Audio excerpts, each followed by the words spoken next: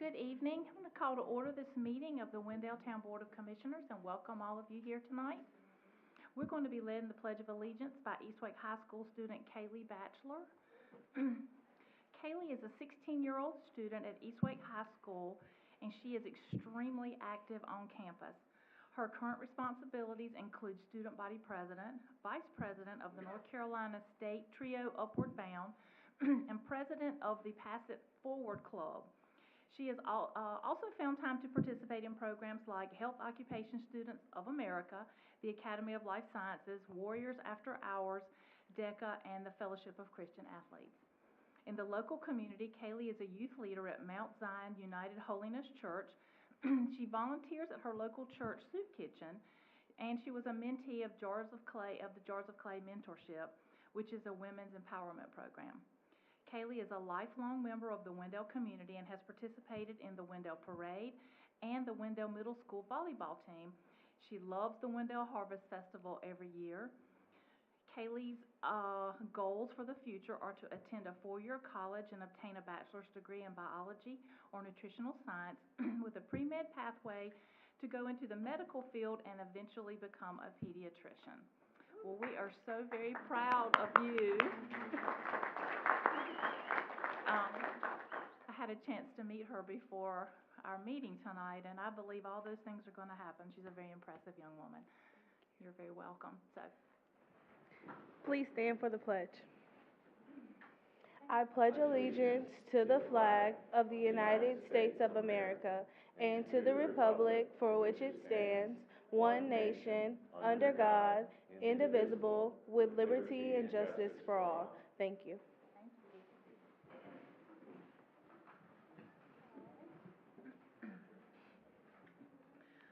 For our invocation tonight from the Wendell Council of Churches, we're going to hear from Pastor Wallace Johnson of the Wendell United Methodist Church.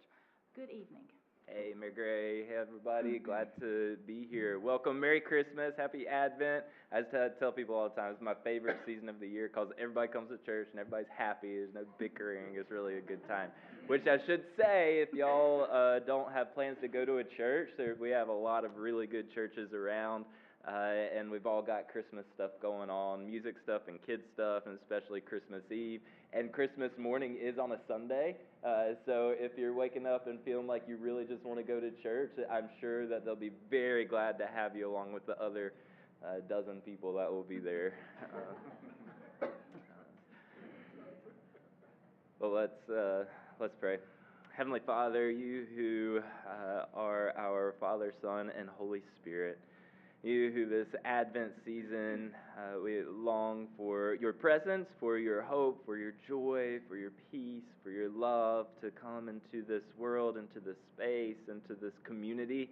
Lord, we know that this is already a phenomenal community. We absolutely love it. It's a beautiful place to live and raise families and be about business. Might we all turn our attention to you this season of Advent, that as we are looking for you, you might show up in our lives. May we all have a happy, merry, joy-filled Christmas this evening. I'm so grateful for our town leaders, all of those here tonight, as well as those that are not here that help our community run smoothly as the evening goes on. Especially we pray for Commissioners Joe and Phil and Deans and John and Jason, and our leader, Mayor Gray, as they lead us into the bright, big, new future of Wendell. It's in your name we pray. Amen. Are there any adjustments to the agenda tonight? Madam Mayor, I have one adjustment. I'd like to amend the agenda to remove item 3A under the consent agenda and move to adopt with that amendment. So, I'm not sure what you're talking So about. I'd like to remove item 3A Item under the consent agenda, and then we'll move to adopt. The agenda. Adopt the agenda. Yes. Okay. We have a. I would ask also that we remove item 3B.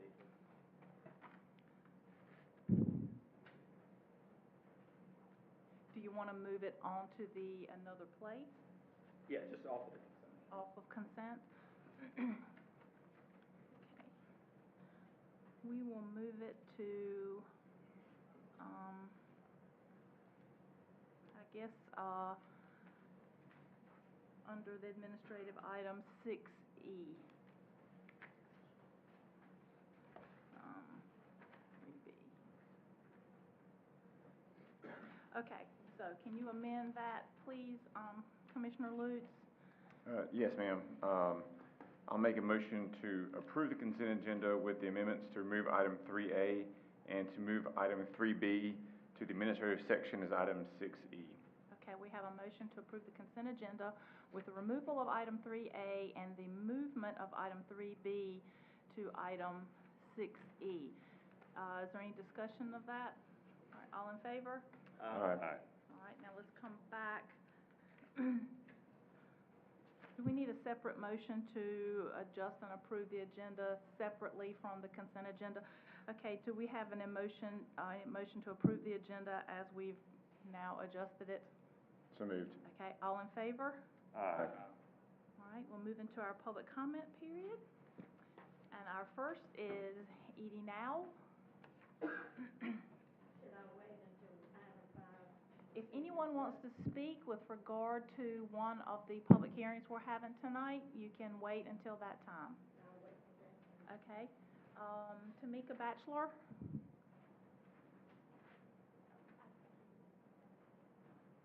You don't? Okay.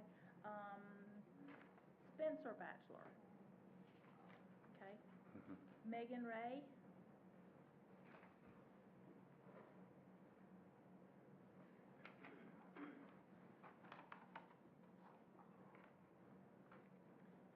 Give me your name and address, and you have 3 minutes. Megan Ray, 7324 Lake Mire Road. I'm here tonight because I talked to DOT today about the intersection at Eagle Rock and Wendell Falls. I was going to church last weekend and a car about took me out, and I'm concerned because I have a 19-year-old driver. And they said they are waiting on the town to get their study done. And I just would like to know where that's at and what we haven't seen any updates on that, and we're just adding more houses, which I'm fine, but the infrastructure needs to change. It's taken me 20 minutes to get to my church when it's only 10 minutes away. Like, if you go by there at 6 in the morning to 7 or 6 at night, you're going to be sitting in that cycle for about 5 lights, and people just don't pay attention. So I would like to know where that's at because DOT said it's on the town right now. Okay. Thank you. Lee House?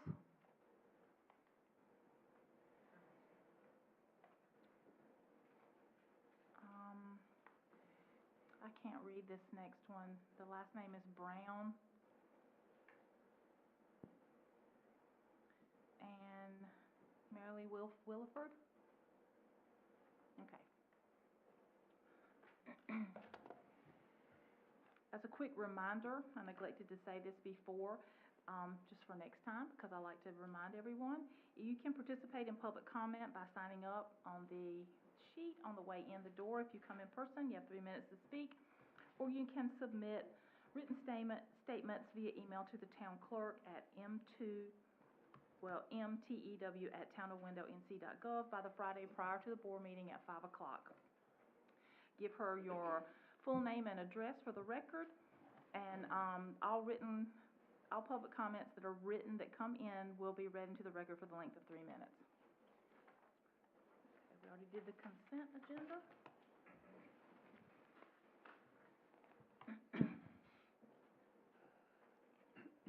We're going to move into our recognitions, reports, and presentations. Item 4A is the recognition of East Wake High School staff member Mary Foskey. Ms. Foskey, if you can come to the podium. Mary Foskey started her career working for the Jones County Public School System for 6 years when she relocated to Wake County. In 1998, Ms. Foskey was the head custodian at Vandora Springs Elementary School before coming into Wake County. She worked there for 1 year and became the custodial supervisor for East Wake High School in 1999. Ms. Foskey has continued to work for the Wake County Public School System for 27 years, overseeing the cleanliness of the facility. She takes pride in ensuring the building is clean and safe environment for the students and staff. Ms. Foskey has enjoyed her 27 years of working with Wake County Public Schools, giving her a total of 33 years altogether. She has received the following awards throughout her employment: the Trailblazing Award for Outstanding Leadership in 2004, the Charles Mann Award for Outstanding Performance as a New Employee for 1999, the Public School of North Carolina State Board of Education Department of Public School Instruction Safe Bus Driver Award in 1997, and the International Executive Housekeeping Certification in 2005. So 33 years total, 27 years at Eastwake High School. I told her when I first met her tonight that she has seen a lot of faces come through Eastwake High School. And I wanted to thank her for her consistent presence there. I'm sure that it's been a positive impact on a lot of our students, and I wanted to thank you for that. And we appreciate you being there. And I'm sure that there's been occasions that your presence in the hall has given people a look and made them think twice. And, you know, when you're a teenager, you need that. So that's okay. So we wanted to thank you for that and recognize you here tonight. So thank you for everything you've done for our kids in Wendell. You're welcome. Thank you.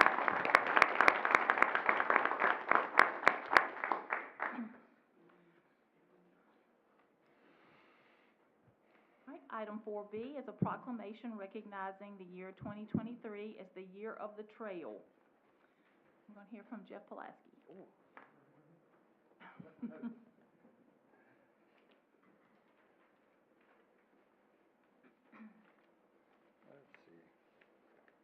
All right. Good evening, Madam Mayor, Commissioners.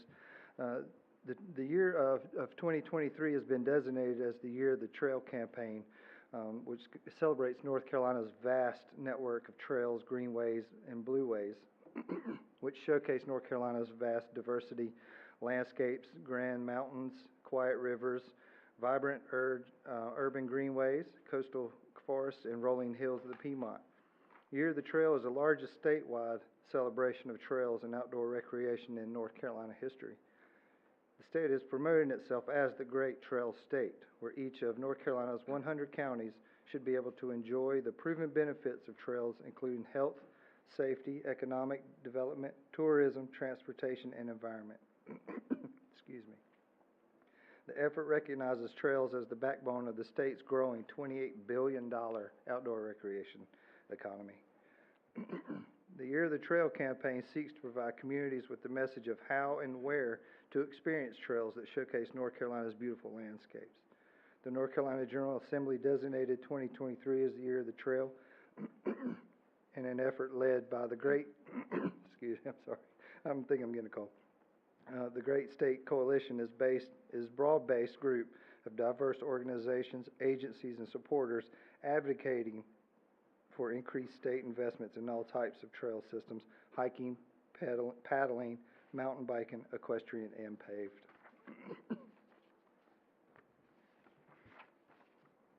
you want to read the proclamation? Do you want me to? Okay.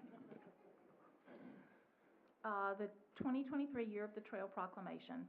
Whereas the town of Wendell's natural beauty is critical to its residents' quality of life, health, and economic well-being, and whereas the trails that span across our community are an integral part of the recreation and transportation possibilities of our area and promote an enjoyment of scenic beauty by our residents and our visitors, and whereas the parks and greenways, trails, and natural areas in our community are welcoming to all and provide a common ground for people of all ages, abilities, and backgrounds to access our rich and diverse natural, cultural, and historic resources. And whereas the town of Wendell's natural assets and resources are integral to disaster recovery and resilience to climate change for future generations, and whereas the town of Wendell's natural trails currently measure 2.1 miles and are located at the Wendell Park, and plans for more greenway and multipurpose paths that will connect residential neighborhoods, Wake Tech Community College's Eastern Wake 4.0 campus, and other commercial and educational areas. And whereas trails offer quality of life benefits to all as expressions of local community character and pride, as outdoor workshops for science education, as tools for economic revitalization, as free resources for healthy recreation, as accessible alternative transportation, and as sites for social and cultural events. And whereas the North Carolina General Assembly designated 2023 as the Year of the Trail in North Carolina to promote and celebrate the state's extensive network of trails that showcase our state's beauty, vibrancy, and culture. And whereas North Carolina is known as the Great Trails State, now therefore I, Virginia Gray, Mayor of the town of Wendell, do hereby proclaim 2023 as the Year of the Trail in the town of Wendell and command its observance to all people. Duly proclaimed this the 12th day of December 2022, and it's signed by me. I think it's very appropriate that we have so many Greenway plans in the hopper. It's kind of a coincidence, maybe it's not, I don't know. But it's great that we have a lot of great things going on with trails and all this year that will be coming to fruition during the Year of the Trail. And we were also looking to plan what they like to do as like a New Year's trail walk, but I found out today that our tree professional, Mr. Warren, has had eye surgery, so we're kind of scrambling to find someone else to do to do it instead. Okay. We were going to participate in a New Year trail walk, but yeah, Okay. Mr. Warren might be out of commission for that one. Give Mr. Boyette my best. I will. I wish him a speedy recovery from us, and hopefully we can have that. Thank you. All right, we'll move into Section 5, our public hearings. The first, item 5A, is an evidentiary hearing on a special use permit request by Little Destiny Literacy CDC to allow a child daycare center at 6600 Hallelujah Boulevard, PIN number 17757138853. Mr. Coates. Yep. Good evening, Mayor and board members. This is a special use permit hearing, so I'll have the town clerk come up and swear those in who would like to testify. Yes.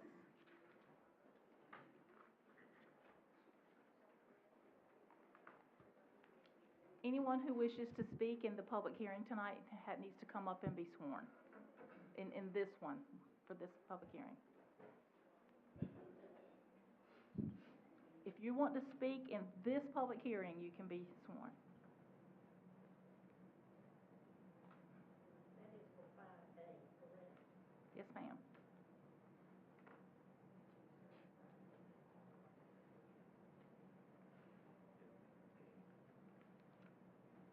All right, Mr. Cawley, can you give us the evidentiary hearing guidelines real quick, please, sir?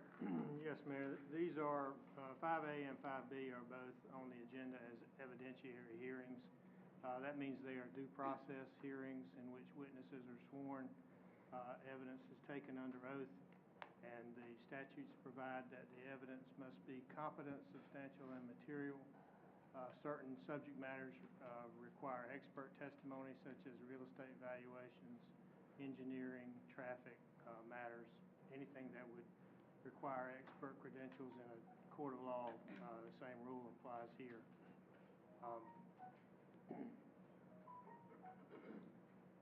These are not discretionary hearings like your zoning matters. These are evidentiary, and what you're looking for is finding the facts from the evidence presented to satisfy the criteria that are in the UDO. All right, thank you.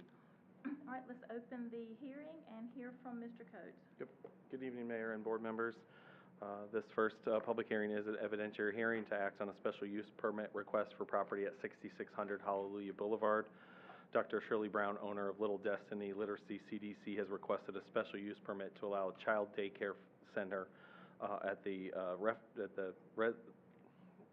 address and the PIN. The property is currently owned by Trinity Full Faith Gospel Church, which previously did operate a daycare in this building. Special use permit at that time was not required, as the daycare was operated as an accessory use for the church. Little Destiny is proposing to establish a learning center licensed by the state of North Carolina that provides daycare and pre-K educational programs for children.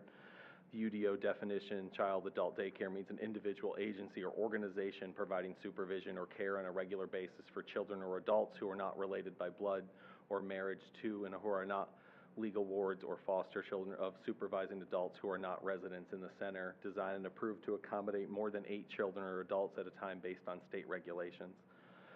Town of Wendell UDO requires a special use permit be granted for child daycare center if it's located in the neighborhood center zoning district, which this is. supplemental use standards in the UDO, that they have to have an outdoor play space for those facilities. It cannot be in the front yard. The outdoor play space may not include driveways, parking areas, or land otherwise unsuitable for children's play space. The area should have walls or fence, and minimum height of such fence shall be 4 feet, and that the outdoor space must be meet the regulations of North Carolina Department of Human Resources. Supplemental use standards that meet the requirements of the Department of Health and Human Services, adult daycare, and day health service standards for certification. The site does contain a fenced-in area for play space located in the rear of the property and is separate from the parking lot and driveways, meeting the UDO requirements. UDO special use permit criteria. Criteria A, that the proposed use does not affect adversely the general plans or physical development of the town as embodied in this ordinance and in any plan or portion thereof adopted by the Board of Commissioners.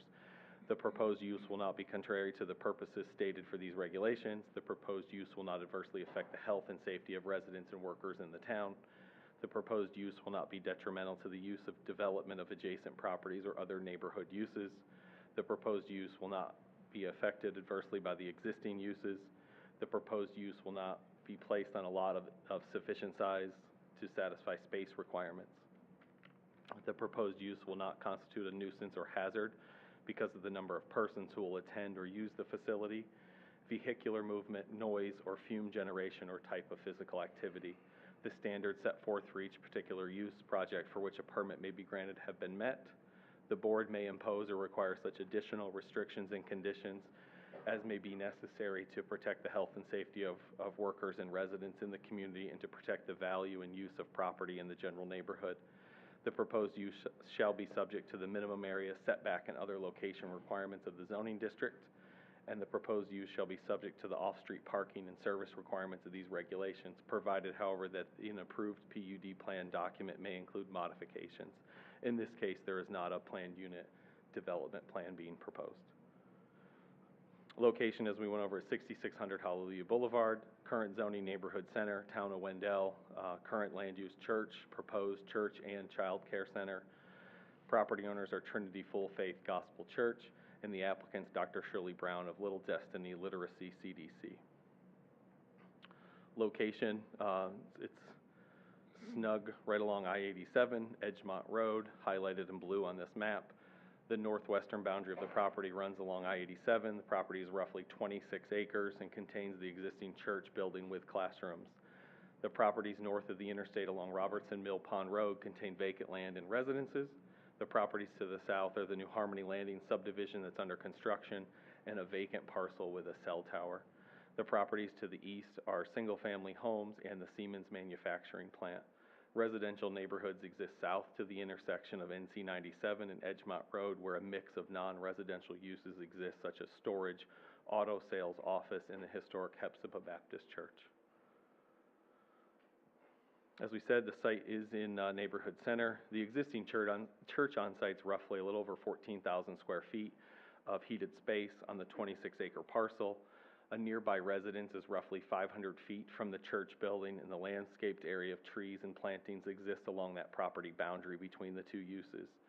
The parking lot is in the rear of the church, and the parking lot's roughly 600 feet from the existing residence and faces I-87 in the rear of the property. The daycare would like to utilize 2,850 square feet of the existing church building. The classrooms exist and were previously operated by the church. The parking lot was designed and constructed for the church and its daycare at the time. The parking lot's in the rear of the facility and is roughly about 3/4 of an acre and contains a drive-through option for visitors for drop-off for church or daycare. The daycare will operate 7 a.m. to 6 p.m., which is different peak hours from the church. The parking lot contains well over 100 parking spaces for both uses. Public utilities and septic. The property is currently connected to municipal water but not municipal sewer. A septic permit was issued to reestablish a daycare facility on site by Wake County Environmental Services. The permit contains a capacity of 30 combined children and employees for the daycare and a maximum of 200 seats for the church. Additional facility capacity will require septic expansion with engineered design and permitting requirements or connection to municipal sewer. Municipal sewer is in the southeast corner of the property along Edgemont Road. Parking, section 10.4 of the UDO requires 2 parking spaces per 1,000 square feet for civic, institutional, like schools. The daycare will be utilizing 2,850 square feet, therefore 5 parking spaces are required. The church existing parking lot has well over 100 and plenty of space. Comp plan does list this area as medium residential living 1. A child daycare center is not listed in the use, as schools, daycare, churches, and other civic institutional uses are not identified within the place type, as they're addressed in the UDO pertaining to zoning classification. A daycare use, church, schools are allowed in the majority of our zoning districts and in the place types to serve the residential communities. A daycare can be operated currently in a single-family home or in a separate commercial building. Staff comments. Town of Wendell Planning staff presents the staff analysis. We do not make a recommendation on special use permit request. The legal ad did run for December 2nd and December 9th in the Wake Weekly. Notification was mailed to adjacent property owners on November 30th, and a public hearing notice sign was placed at the location on November 30th as well. Conditions of approval. If the board makes a motion to grant the special use permit, staff recommends the following condition. The daycare use is limited to 30 students and staff until the septic is designed to handle additional capacity or the facility is connected to municipal sewer. All applicable building permits, laws, and codes are obtained or maintained, and that the daycare obtains certification from the state of North Carolina to operate. I can field any questions you have at this time. Any questions from the board? How do conditions work on these sort of permits as opposed to like conditional zoning districts where it's a agreed upon condition? So typically, the applicant or staff can, or the board can make a condition of approval. It's not in the case of a special use permit, it's not as, rezoning conditions are more voluntarily drafted by the developer. In this case, staff is stating that if you motion to a grant, we'd like to see these conditions based on the septic permit that was granted by Wake County that limits the capacity. But all of our SUPs, you'll see all applicable building permits, laws, and codes are obtained or warranted, and that just runs with all of our special use permits that we recommend that statement. Any other questions from the board? We have one, Mayor. Yeah, go ahead.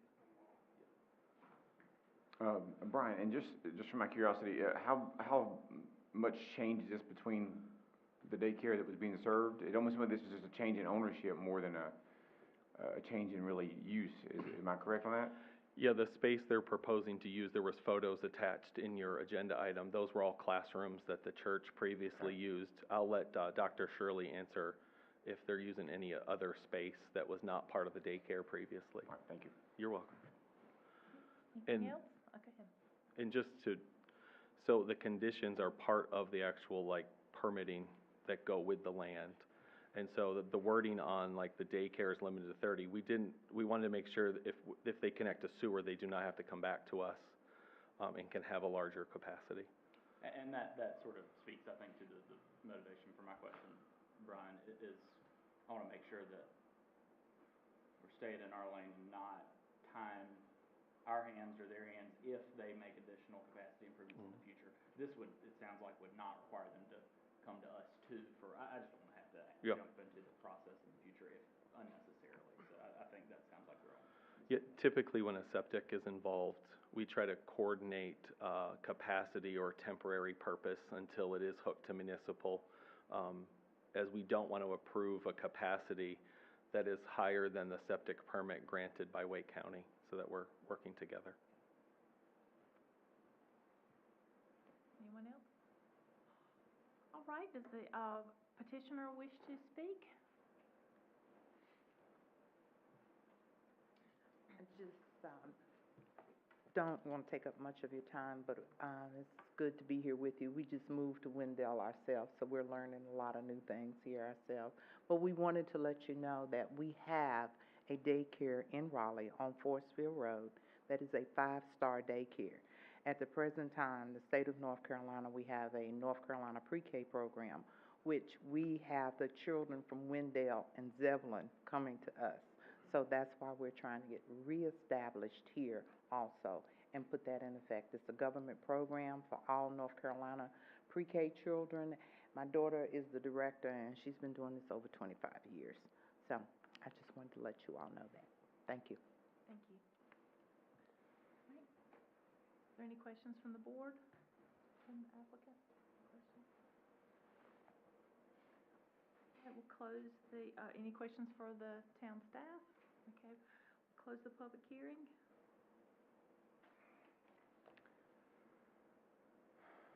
Mayor, I move we approve the special use permit. Do you want to include the conditions recommended by staff? Yes, ma'am. Okay, so we have a motion to grant the special use permit with the 3 conditions recommended by staff, limited to 30 students and staff. Here they are. Until septic is designed to handle or facilities connected to municipal sewer, all applicable building permits, laws, and codes are obtained or maintained, and the daycare obtained certification from the state of North Carolina to operate. Is there any discussion on the motion? All in favor? Aye. Anyone opposed? No. Okay. All right, item 5B is an evidentiary hearing on a special use permit request by Mark and Tina Williford of Muck Pit LLC for a tasting bar and event space at an existing micro distillery located at 13 North Main Street, PIN number 17836979990.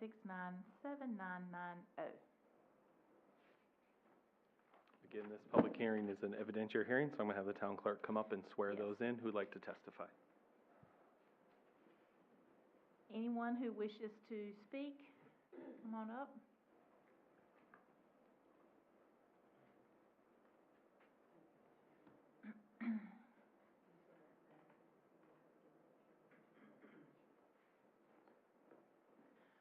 All right, Mr. Cawley, you want to say it again, or do you think we covered it? Do you think like we need to say it The again? same rules apply. Okay. I think I you've got it. done enough of these lately that's beginning to be old. I didn't know if we need to officially say it. It's not required. All right, let's open the evidentiary hearing and hear from Mr. Coates. Good evening, Mayor and board members. Tonight is the evidentiary hearing and act on a special use permit request for the property at 13 North Main Street.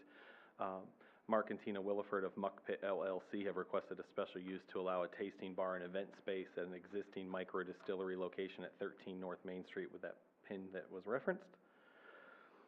Micro distillery, microbrewery, or micro winery means an establishment for the manufacture, blending, fermentation, processing, and packaging of alcohol with a floor area of 20,000 square feet or less. That takes place wholly inside the building, with the exception of loading of materials. These facilities may incorporate tasting rooms or tours with all applicable ABC Commission permits. A facility which only provides tasting or retail of alcoholic beverages, not a micro distillery, microbrewery, or micro winery. The definition of a bar, tavern, nightclub means a business where alcoholic beverages are sold for on-site consumption, which are not part of a larger restaurant. Includes bars, taverns, pubs, and similar establishments where any food service is subordinate to the sale of alcohol beverages. May also include beer brewing as part of microbrewery and other beverage tasting facilities. Entertainment, including live music and or dancing, comedy may also be included. Meeting facility, as part of their special use, event venue is another option for them that they'd like to have an SUP for, to just for the second floor potentially. Meeting facility, indoor event venue means an indoor commercial or nonprofit facility for event venues or public assembly, included but not limited to conference facilities, convention center, indoor event space, auditorium, exhibit halls, and the like.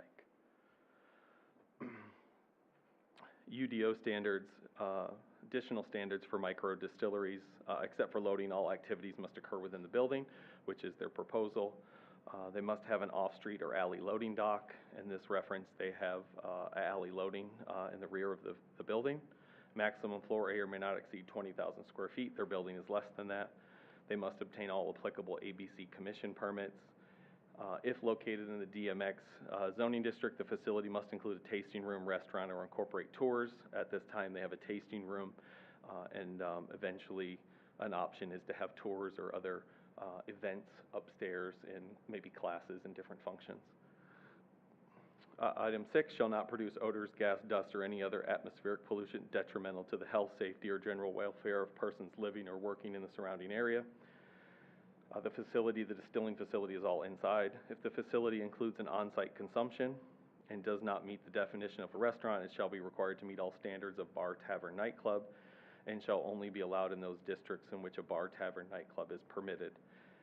If located in an NC district, which this is not, or a TND district, so item 8 it doesn't require a restaurant or a bar, as they're not in those two zoning districts. Currently, their proposal meets all applicable criteria in the previous slide. The applicant's proposal is to operate a tasting bar that may be considered a full-service bar. Therefore, they are requesting a special use for bar, tavern, nightclub, and for an event venue. In the event venue, it's not part of an infill development. It's part of an existing structure. In the NC zoning district, which this is not part of, it limits the accommodation. Since the proposed event venue will be in the DMX zoning district, not part of infill, neither of those standards are applicable. Bar, tavern, nightclub, no such facility shall be located within 300 feet of the property line of any lot containing a church or school or any residential districts that are listed there. Their property is located at 13 North Main Street and is more than 300 feet from a church, school, or residential districts, utilizing the Wake County IMAPS tool. Special use evaluation approval. Criteria A, that the proposed use does not affect adversely the general plans for the physical development of the town as embodied in this ordinance and in any plan or portion thereof adopted by the Board of Commissioners. Item B, the proposed use will not be contrary to the purposes stated for these regulations. The proposed use will not adversely affect the health and safety of residents and workers in the town. The proposed use will not be detrimental to the use of development of adjacent properties or other neighborhood uses. The proposed use will not be affected adversely by the existing uses. The proposed use will be placed on a lot of sufficient size to satisfy the space requirements. Criteria G, the proposed use will not constitute a nuisance or hazard because of the number of persons who will attend or use the facility, vehicular movement, noise, or fume generation or type of physical activity. The standards set forth for each particular use project for which a permit may be granted have been met. The board may impose or require such additional restrictions and conditions as may be necessary to protect the health and safety of workers and residents in the community, to protect the value and use of property in the general neighborhood. The proposed use shall be subject to the minimum area, setback, and other location requirements of the zoning district in which it will be located, and the proposed use shall be subject to the off-street parking and service requirements of these regulations. As we went over, 13 North Main Street, the surrounding properties, you can see the properties highlighted in blue. Surrounding properties include restaurants, bars, taverns, retail, and office uses in that whole block of Main Street, whether it's on their side of the street or across the street. There's a wide variety of land uses and businesses. As we said, the site's located in the downtown mixed use. The DMX zoning district allows a bar, tavern, nightclub as a use with a special use permit, and same for meeting facility and indoor event venue. Parking, like most downtown properties in the DMX, the business will utilize public parking lots and on-street parking. Parking exists along Main Street as well as municipal parking lots nearby, commonly known as the Women's Club Lot and West Campen Street. Public utilities, the building's already connected to city water and sewer. The applicant in their building plans that were submitted do show sprinklers being installed in a riser room to handle that equipment. This will be the third property downtown that will have sprinklers installed this year. And so that's significant investment in our downtown and actually allows the spaces to be used for a lot more potential than previously when those sprinklers are there. Blueprint Wendell 2030 classifies this area as downtown core. The downtown core place type lists commercial uses such as retail, restaurant, event space as appropriate uses. And as all SUPs, we do not make a recommendation on special use permit requests. The legal advertisement was placed in the Wake Weekly on December 2nd and December 9th. Notification was mailed to adjacent property owners on November 30th. A public hearing notice was placed at the location on November 30th as well. And our recommendation, if the If the Board of Commissioners makes a motion to grant the special use permit, staff recommends the following condition: all applicable building permits, laws, and codes are obtained or maintained. And I can field any questions you have at this time. Any questions from the board? Okay. Let's hear from the petitioner.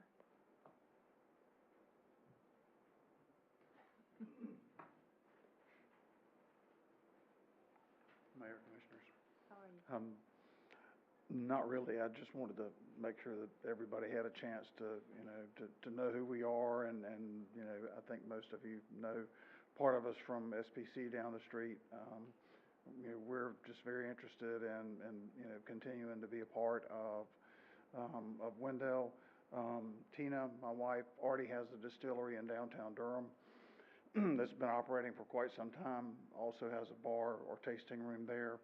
So we've kind of gone through, a lot of this before, and kind of have an idea of what we need to make sure that we do to make sure everything is safe and controlled, so that we're, good citizens of Wendell. So. Thank you. We appreciate that. Does anyone have any questions for the petitioner? Thank you. Thank you. I don't think anyone else was sworn in to speak. So, are there any questions from the board? Comments? All right, close the hearing. Madam Mayor, I move we grant the special use permit for 13 North Main Street. Okay, we have a motion to grant the special use permit for 13 North Main Street. Is there any discussion on the motion? Madam Mayor, I just add that it's good to see repeat business coming back to Wendell, and good to see good people coming back to Wendell to do more things. Yeah. Including the condition that all applicable building permits, laws, and codes are obtained or maintained. Yes. So we have a motion to approve the special use permit, and with the condition that all applicable building permits, laws, and codes are obtained and maintained. All in favor? Aye. Anyone opposed? Great. Thank y'all. And item 5C is a public hearing and decision for land use plan development to amend the Blueprint Wendell, 2030 place type classification from medium residential 1 to medium residential 2 at 217 Eagle Rock Road. Mr. Coates. Yep. Good evening, Mayor and board members. The request tonight is to hold a public hearing on the proposed land use plan amendment request and make a motion to adopt the attached ordinance. Item summary: Blueprint Wendell 2030, the town's comprehensive plan, was adopted in April 22 by the board. The document assigns place types to each parcel within the town's planning jurisdiction. Those place types outline such things as allowed density and type of development allowed for the parcel. This request seeks to change the place type for 2 parcels located along Eagle Rock Road from medium residential 1, which allows 2 to 4 units, dwelling units per acre, to medium residential 2, which allows for 4 to 8 units per acre. Currently, there are 2 ways to have a comprehensive plan amended. The first option is if a proposed rezoning is considered inconsistent with the comp plan but still adopted by the Board of Commissioners and found reasonable, the comp plan is automatically updated to reflect the place type that corresponds with the rezoning request. The second option is applicants can request an amendment to the document prior to submitting a development request. If the amendment is approved by the board, this would allow the rezoning request to be considered consistent with the comp plan when it is submitted. The applicant in this case is requesting to amend the comp plan prior to submitting a rezoning and development request for the parcels. The application was included in attachment A in your packet, includes the applicant's justification. At this time, there is no development plan or rezoning that accompanies this amendment. Therefore, all housing types in a full range of eligible density should be considered as part of the request. Planning Board at their November 17th, 2022 meeting, the Planning Board voted 8-0 on the motion to recommend approval of the land use plan amendment request. Project profile: Eagle Rock Road near White's Lane, just south of the rail tracks where Eagle Rock that heads north-south, south of the Wake Tech area. Request area is 30.74 acres. Currently, it's in Wendell ETJ. Current land use is residential. Proposed would be residential. Property owner is Central Baptist Church of Wendell. The applicant's Caruso Homes. Mr. Bruce Witten is here as well. Location of the two parcels are highlighted in yellow on this map. You can see the green line is the existing municipal sewer. The parcels to the north of the rail tracks are either have been approved for residential development or in review through the TRC process. To the south, you can see White's Lane, which is a mix of single-family homes on various lot sizes. And then the Eagle Crossing community is across the street, which is single-family residential as well. Project setting, current land use map. To the north is medium residential 1, medium residential 2, and activity center 3. And we'll go over each of those and what the difference between the three. South is medium residential 1, to the east is medium residential 1, to the west is medium residential 1 and activity center 3. So you can see on the map, the parcels are outlined in red. The brown shade you see is activity center 3, which does not have a density threshold and is more of a commercial node where grocery, retail, restaurants could be located. To the south is this lighter shade, medium residential 1. The dark orange you see is medium residential 2, and then the brightest kind of orangish red are activity centers. This one's an activity center 2 at Eagle Rock and Wendell Falls Parkway. As I mentioned, activity center 3 are small centers with local serving uses, may be located within walking distance of residential uses. Typical uses, activity center 3 would be grocery, drugstore, coffee, dry cleaners, bank branches, and restaurants. Open spaces in the form of small greens and courtyards. So it's not as an intense of activity center like activity center 1 and 2, but it certainly serves as a commercial node for neighboring residential. Medium residential 1, medium residential 2. The big difference is medium residential 1 is a lower density of 2 to 4 units and also is for detached single-family homes. Medium residential 2 allows attached units and the density is 4 to 8 units. The applicant's intent is to submit for a rezoning for a townhome community, and so being in medium residential 1 does not allow townhomes as an option. Statement of plan consistency. Any recommended change to Blueprint Wendell 2030 map should be accompanied by a statement explaining how the change is and is not consistent with the comp plan and it is not reasonable in the nature. The proposed land use plan amendment is not consistent with medium residential 1, and that's why they're proposing to change it. While the amendment is not consistent, it can be considered reasonable in that it provides a transition area between the existing single-family residential coded as medium residential 1 and a more intense place type to the north, the Activity Center 3. Activity Center 3 could contain grocery, retail, restaurants, and other neighborhood serving uses. Having a transition from those to single family is appropriate to have townhomes in between from a staff perspective. And as I mentioned, Planning Board did recommend approval. I can field any questions you have. The applicant is here as well. All right, let's open the public hearing. Are there any questions from the board? A quick one. Brian, can you just talk a little bit briefly about the difference between a designation in the comp plan and a zoning designation? Mm-hmm. So the designation in the comp plan, when a rezoning is submitted, we review that based on what the place type has for the parcel or parcels. In the case for this, medium residential 1 is 2 to 4 units. So, and it lists single family detached as the primary use. And so if a plan comes in that's, you can either amend the comp plan or go through the entire rezoning process, and then if approved, then the comp plan gets amended. The applicant or anyone in the future, if it's listed as medium residential living 2, still could submit for a plan that's less dense or could be all single family. Their intent is to build townhomes, but we have to look at it as wholesale. Each development, they could request this and for some reason not move forward with a project, and then there's options. Someone could submit, if this is approved, someone could submit for some townhomes or they could submit for single family residential. through that process, they would still have to, if a TIA is required, to create the traffic impact analysis and go through a rezoning process with TRC and come back to you for approval for the specific site plan for the development. Thanks. You're welcome.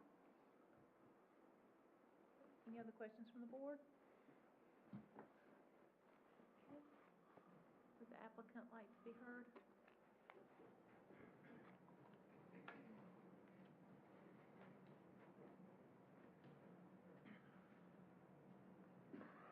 My name is Bruce Whitten. I'm with Caruso Homes.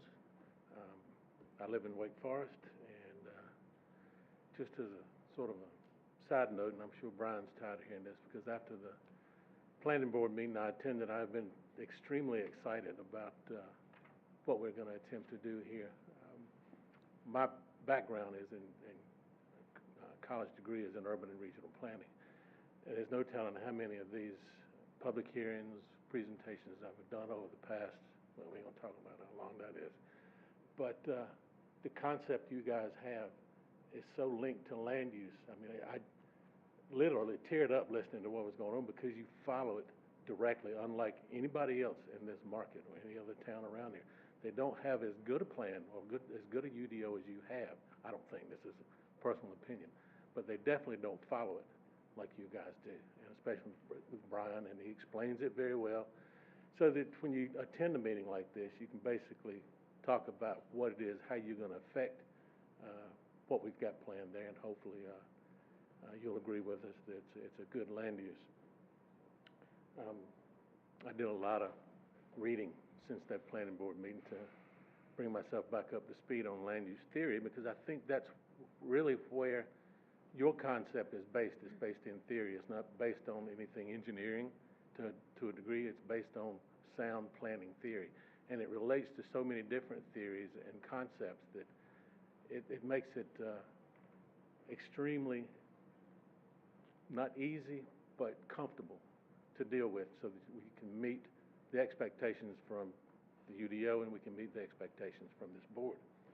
We feel that our land use is in compliance with the long-range land use concepts utilized in your UDO. One of the things that jumped off the pages to me, I see you use the blueprint concept, and that concept is made up of, in my opinion, strictly my opinion, of a varied number, as many as 5 different theories in land use. First being modernist planning. It's brought about by a combination of rational approach and systems approach of land use in urban areas. Rational being transitional from rural to urban land uses, and with the recognition of systems approach of utilizing transportation corridors to really direct your growth and direct your land uses. The rational approach is based in change and the impact of one land use on another that are within that particular urban area. These concepts were best described by Frank Lloyd Wright in 1924, who identified and updated this land use criteria as decentralized planning. What Wright was describing and what the impact on land use is and what it creates, the quote was, a spacious, well-landscaped community of spacious highways, ease of mobility with grade crossings, integrated with over and underpasses, in cultivated and living areas, passing through public service areas, farms, roadside markets, schools, dwelling places. Each has its own average or acreage of individually addressed and cultivated areas. Does that not sound like Wendell to you? It does to me. It's gorgeous. Another theory recognized within Wendell's UDO is an older but well-established concept. It's called the concentric zones theory, and that's sort of what I pulled out of the planning board meeting, where you've got the activity centers, and as you move away from those and the further away you get, the less impactful it is, and then it blends into the next unimpacted area to your next impacted activity center area. So you've got several great theories that work out to a great UDO.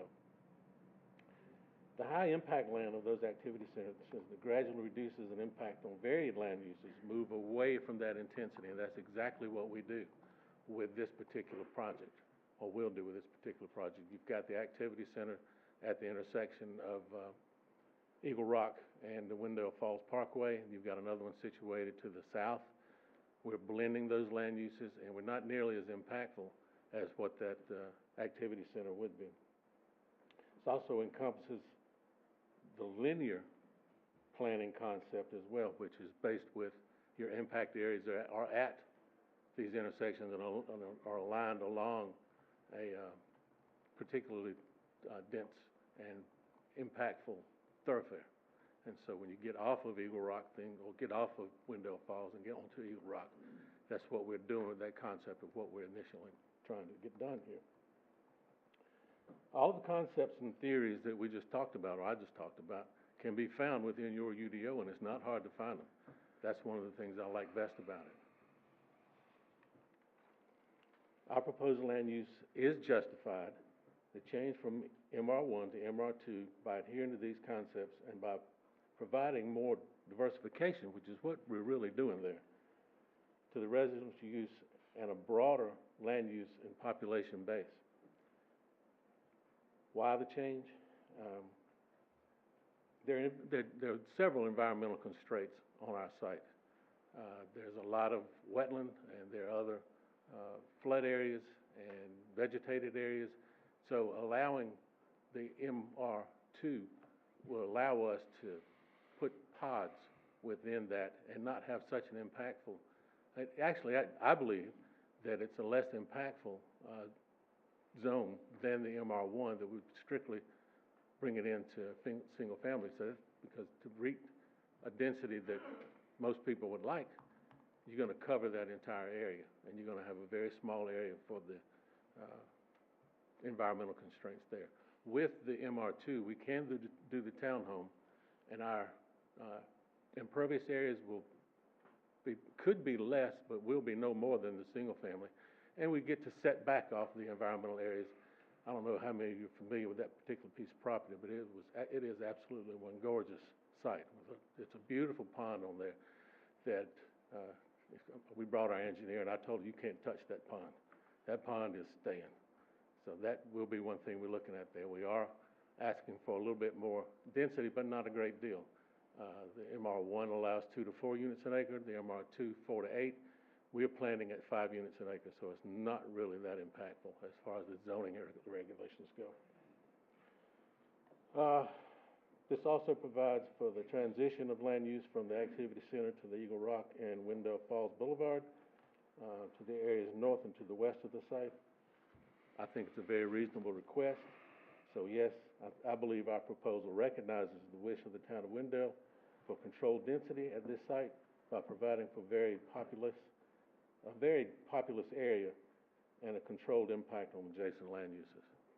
So I feel like it's very reasonable and something that I believe is listed within your UDO. If you've got any questions, that's fine. If you need to speak to our engineer, Patty, with McKim Creed, she's here to basically stand me up and hold me up so that I can stand here and make this presentation. Are there any questions from the board for the applicant? Okay, thank you very much. Mm-hmm. All right, are there any citizens who would like to speak regarding this project? If so, you can come to the podium, give me your name and address. You have 5 minutes to speak. Okay, I'll speak fast. I'm Edie Nowell. I live at 1016 Lake Glad Road, Wendell, NC. And I'd like to say that we, the people that live outside of Wendell, which have been included in your ETJ without our knowledge and without our consent, we would like to make it known that we oppose the Eagle Rock Road amendment from residential 1 to residential 2 for 1217 Eagle Rock Road. You need to take into consideration the traffic that's on Eagle Rock Road that comes out of Johnson County, out of Lake Glad, out of Lake Myra, And then you got the congestion at Eagle Rock Road and Wendell Falls Parkway. The amendment would increase the units from 2 to 4, from 4 to 6. It, first of all, is not compatible with the subdivision across the road or with White Lane. They are single family. And again, we in the country would like to stay country. And cramming townhomes is not going to make it any better on a 2-lane road. We would like to know and ask the board to vote no to this amendment because there's too much traffic on Eagle Rock Road now. There's no stoplights at Lake Glad. There's no stoplights at Lake Myra to help with the congestion. If you're ever trying to go to work and trying to turn off a Lake Glad Road at 7 in the morning, you can't get out. If you're trying to get off of Lake Myra and try to go toward Raleigh to work, you can't get out. And then when you do get out, you can't cross over Wendell Falls Parkway because there's not a turn lane to direct the traffic of those that's going through Wendell Falls. So again, I'm just saying there's too much traffic on a 2-lane road, and if you add 4 to 8 units, you think about 3 cars. If there are 2 adults and you got at least 1 teenager there, how many cars is that going to be that is going to be piled on that 2-lane road? So again, we in the ETJ are asking that you please say no to this amendment. Anyone else?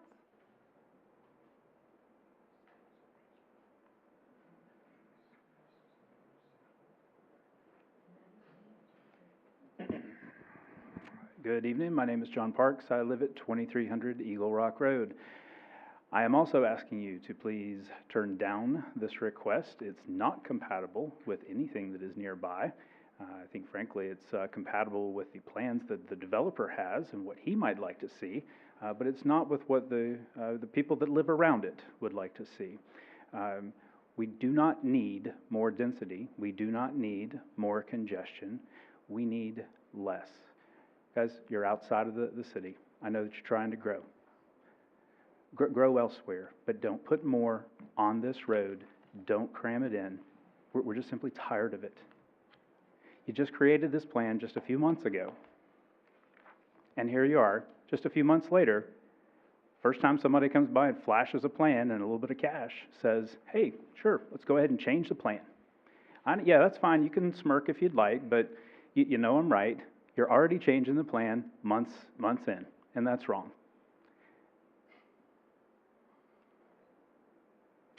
I got to tell you, it's kind of because of responses like what I just got.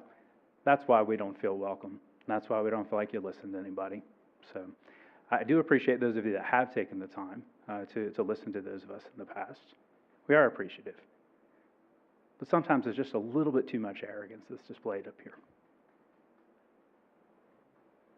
Anyone else? Y'all know, Anyone else?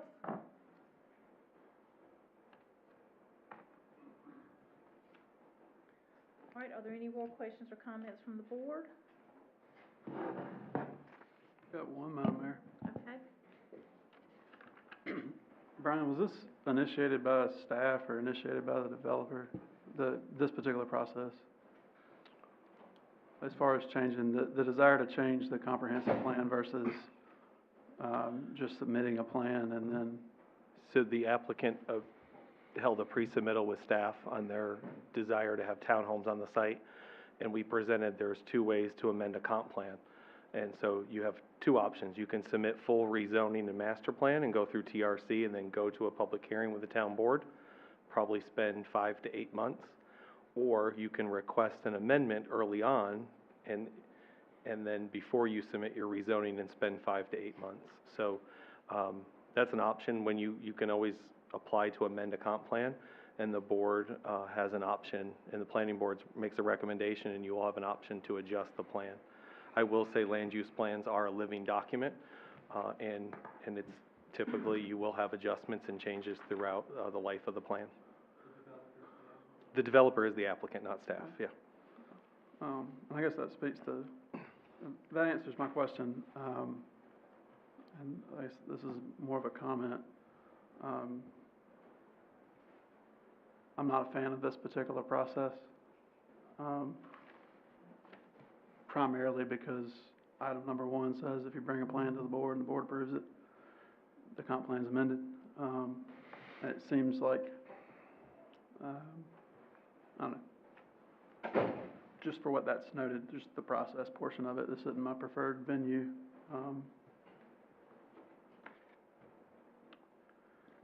That said, I certainly see the land to the north is directly to the north and directly to the east is very similar. Activity center is very similar, similar to the Wendell Commerce project, I think, that we saw last time. Those are tracks that if, when contemplating the comp plan, you wouldn't have looked at in that way. But when especially the activity center piece changes in the area. And that was my comment, Madam Mayor. Okay. Any other comments from the board? Yes, ma'am. I have a comment. My thought in this project was, with the fact that we have a plan that we've kind of laid out just recently, to me, the process of the plan, and I understand based on kind of how you said it, just said this, Brian, it made sense why he's doing it this way, but to me, on our end, taking a plan we have, which is a plan that we, talked about and discussed and worked on, changing it based on someone else's vision for this area certainly seems a little counterintuitive and backwards in my mind. I feel like we had the plan, we thought the plan, we discussed the plan with citizens, and it doesn't even seem like this is one of those egregious situations where, oh gosh, we should have had this to start with. This is a situation where it's land, it seems perfectly suitable for a single family, a little bit less density homes, and to change it to a higher density without even seeing a plan is nothing bothering me. We're changing our plan without having a plan, and that just seems backwards from my standpoint. We've obviously heard many times about concerns with traffic in this area from citizens, and while I think we all can agree with the intersection there is can be tricky at times, can be busy at times. I think without some, as Megan said earlier, without some supporting infrastructure there to further increase the density in this area, seems a little bit just seems a little bit rushed, seems a little speedy, seems not needed. Than just allowing this plan to, as we said, living, breathing, and let's allow it to live and breathe for a little while before we start changing right off the bat. I'm not in favor of the change. I just think it seems just an incorrect process. So. Anyone else? I would say, Madam Mayor, for me, it's, looking at the map itself, it's surrounded by medium currently, with the exception of the existing neighborhood.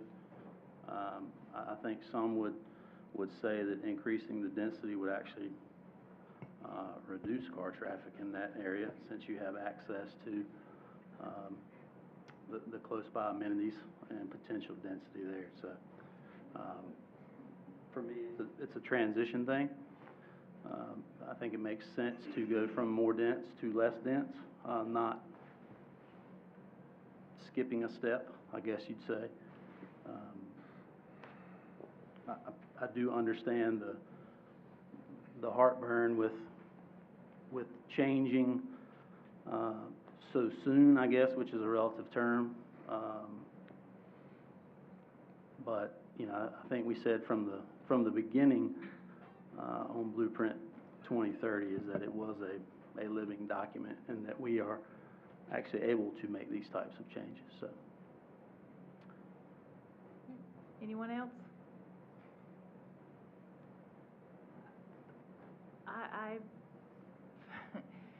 I don't even have my copy yet of the Blueprint 2030. It's so new. And when I saw this, I was very surprised that we were actually considering changing it. So when I ever get it, my copy will not be accurate. I mean, gosh, come on, y'all. I agree with Commissioner Lutz. I think we need to let things sit a little while. My goodness. I just...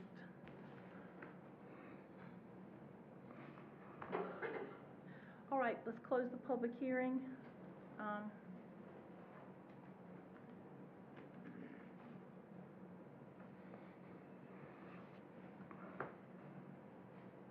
there's no other comments, what's y'all's pleasure?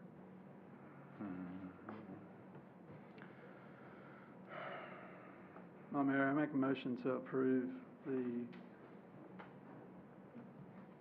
I'm sorry, I clicked on the wrong page and I've now lost the designation.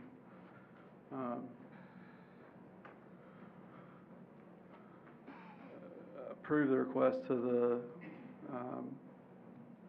comprehensive plan. Change the place type designation for 30.74 acres along Eagle Rock Road. To adopt, and is your motion also include adopt the ordinance? Sure.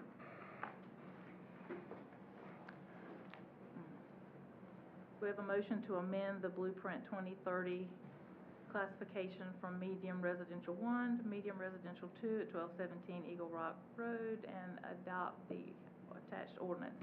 Is there any discussion on the motion? Got something, Madam Mayor? Yep.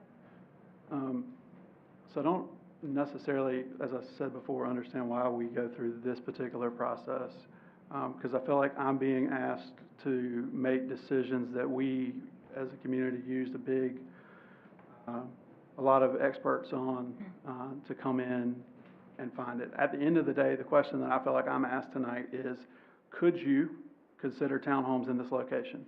Well, looking at what is approved around it, looking what is directly to the north, looking what's to the west, yes, I could see townhomes there. I could see them fitting fine there. Based on what is going to develop to the south, I could see that developing. But when forced with this question, that's all the detail I get. I don't get to see a site plan like I would when it comes back to us again, which would be my preference, is that it just, if you want to amend the whole thing, you just bring us the whole project so we see the whole thing. That said, you're still going to have to go through that process. So we're going to go through this, and then theoretically you'll come back and go through that. That is the question that I feel like I'm being asked tonight is, could you consider townhomes at this location? Not anything else, because I haven't seen anything else yet. But is it, the other end of that question is, can you only see single-family residential there? No, I could see that one either way. I think that everyone has discussed a fine potential use for it tonight. And that's my thought process on moving forward, because if this project was to come back and you said, hey, look, we have a townhome development that wants to go right here. Here's what you have to the north, here's what you have to the south. Do you want to consider it? Well, the answer is yes. I want to consider that. I may vote against that when it comes to it because I may not like the project, but I want the opportunity to consider that. And we could certainly vote this down and then vote through that project and change it that way. But my attempt is to be transparent about what I'm attempting, or what I'm attempting to be considerate of, and that is, would I consider townhomes appropriate there? Sure. I want to see the plan, but it seems like we got handed a kind of a weird question in my mind of, theoretically, do you want to do this? Well, I mean, I don't have a real strong opinion one way or the other, but what am I open to considering? Well, it includes townhomes. So that's the logic behind what I would consider a rather odd question. And I agree with that logic too, except that, and what breaks my decision is usually the fact of, yes, I could see townhomes, I could see a lot of things in this area, but I don't see them in the area, and I don't think people in this area see that in that area either for right now. And so without that plan to change it, that's what to me seems a little bit rushed. If we had, like you said, if we had a site plan and it looked a certain way, and then at that point we're voting on a more concrete vision. No pun intended. But versus what we have here, we're voting on a theory of idea that I think all five of us sitting up here know that if we give a developer the chance of putting in townhomes, they're going to put in townhomes. If that's an option, unless, I mean, that's been the way it's been working, and so I don't foresee that not being what eventually comes here. So, that's all I mean, bogart your motion.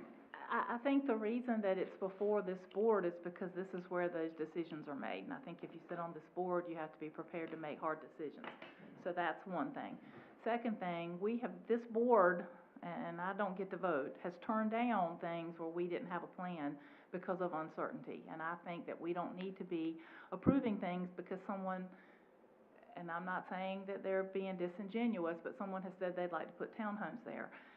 Something could happen and their minds could change or it not come to fruition, and then we have effectively rezoned it to be much denser than our 2030 plan wants to do, or calls for. Our 2030 plan, which we wallowed in for a long, long time and talked to people about, and it was very contentious to pass, and I think we need to hold on to that thing and own it for a little while before we so quickly change it.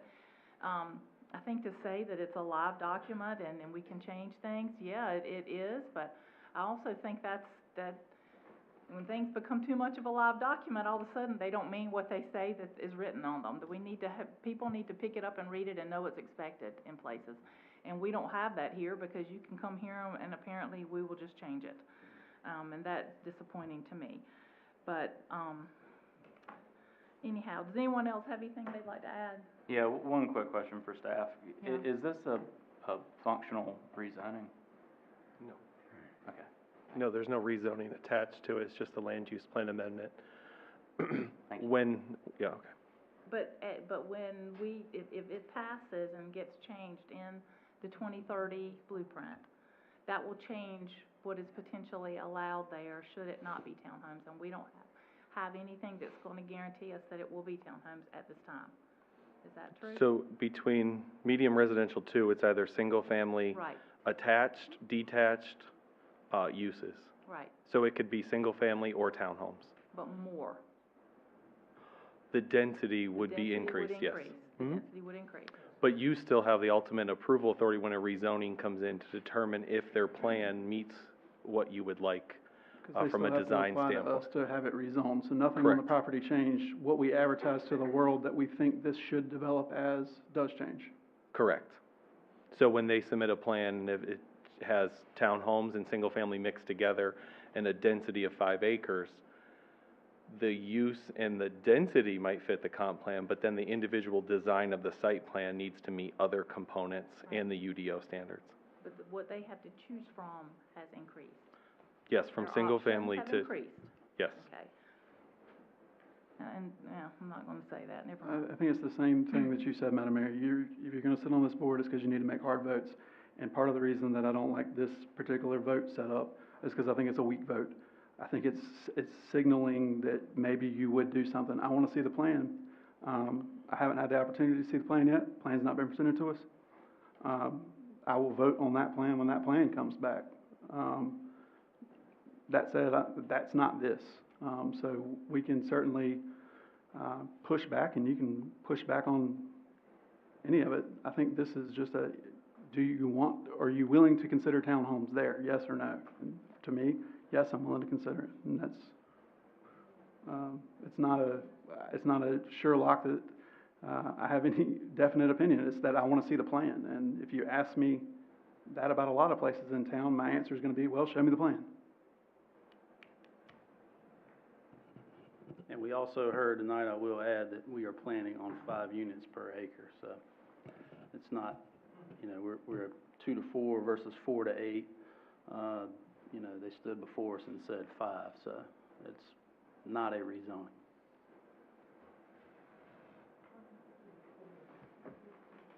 Are there any other comments from the board? All right, what's y'all's, so we have a motion to approve the, land use amendment request and adopt the attached ordinance. Is that correct? All right, all in favor? Let's hold them up so I can see. And anyone opposed?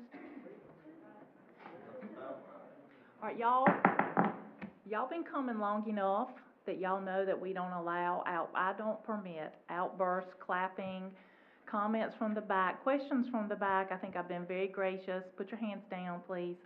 And I'm just not gonna have it. It's disruptive to our business meeting. This is our business meeting. And I understand that you're unhappy, but you're not gonna come in here and disrupt our business meeting. And if it happens again, I'm gonna be asked to leave. I'm just not in the mood. All right, let's move into section 6, our administrative items. Item 6A is a fee waiver request by the Wendell Chamber of Commerce to host the Wendell Chamber banquet at the community center. Mr. Pulaski.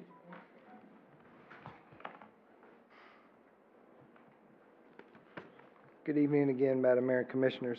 The Wendell Chamber of Commerce requests a fee waiver to host the Wendell Chamber banquet at the Wendell Community Center on January 26, 2023. On November the 19th, the Wendell Chamber of Commerce submitted a request to use the Wendell Community Center for their annual banquet. This banquet is used to recognize local businesses for their previous year's achievements and is also used as a networking event for local businesses. They'll be setting up starting at 3 p.m.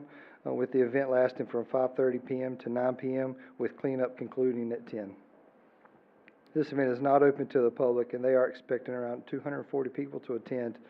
With that, they do plan to serve alcohol, which would require 1 police officer and an additional part-time staff.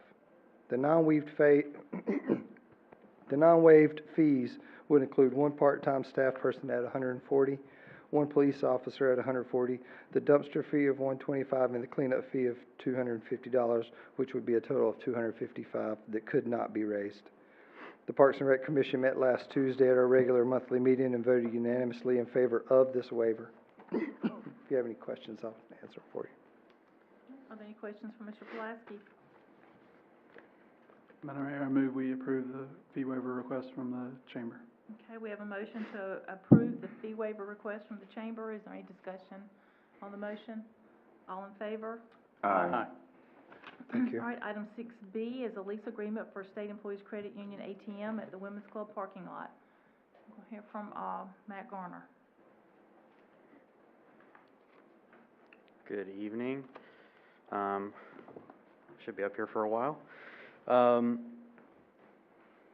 This is a request by State Employees Credit Union to have an ATM in our downtown area. We think that it would be mutually beneficial as it would allow more financial institutions to be a part of our downtown area, and it would allow their customers, members, to access their money more promptly.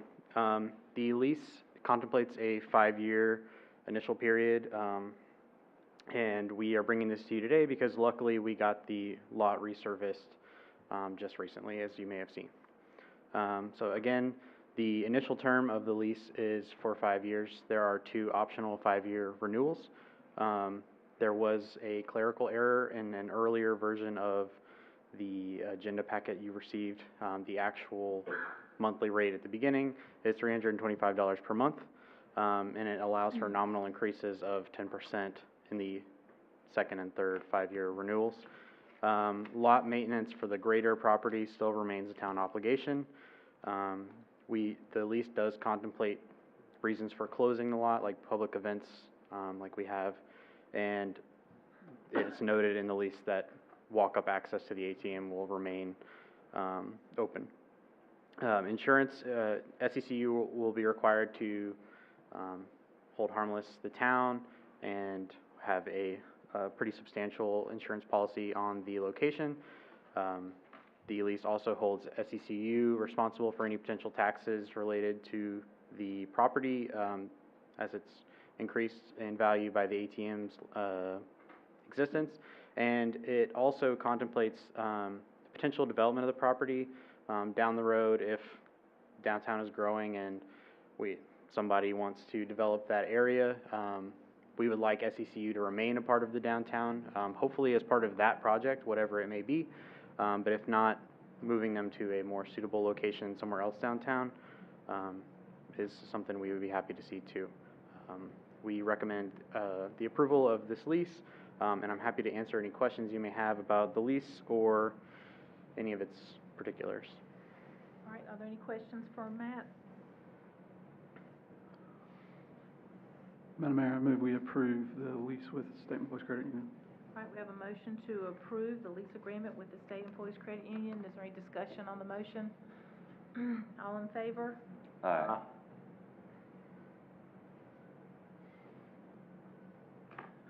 Item 6C is a decision on a facade grant request for 37 North Main Street, requested by Dara Properties. So on Friday, November 14th, Kathy Dara of Dara Properties submitted a facade grant application for 37 North Main Street. For those unaware, that is the property immediately to the left of 41 North.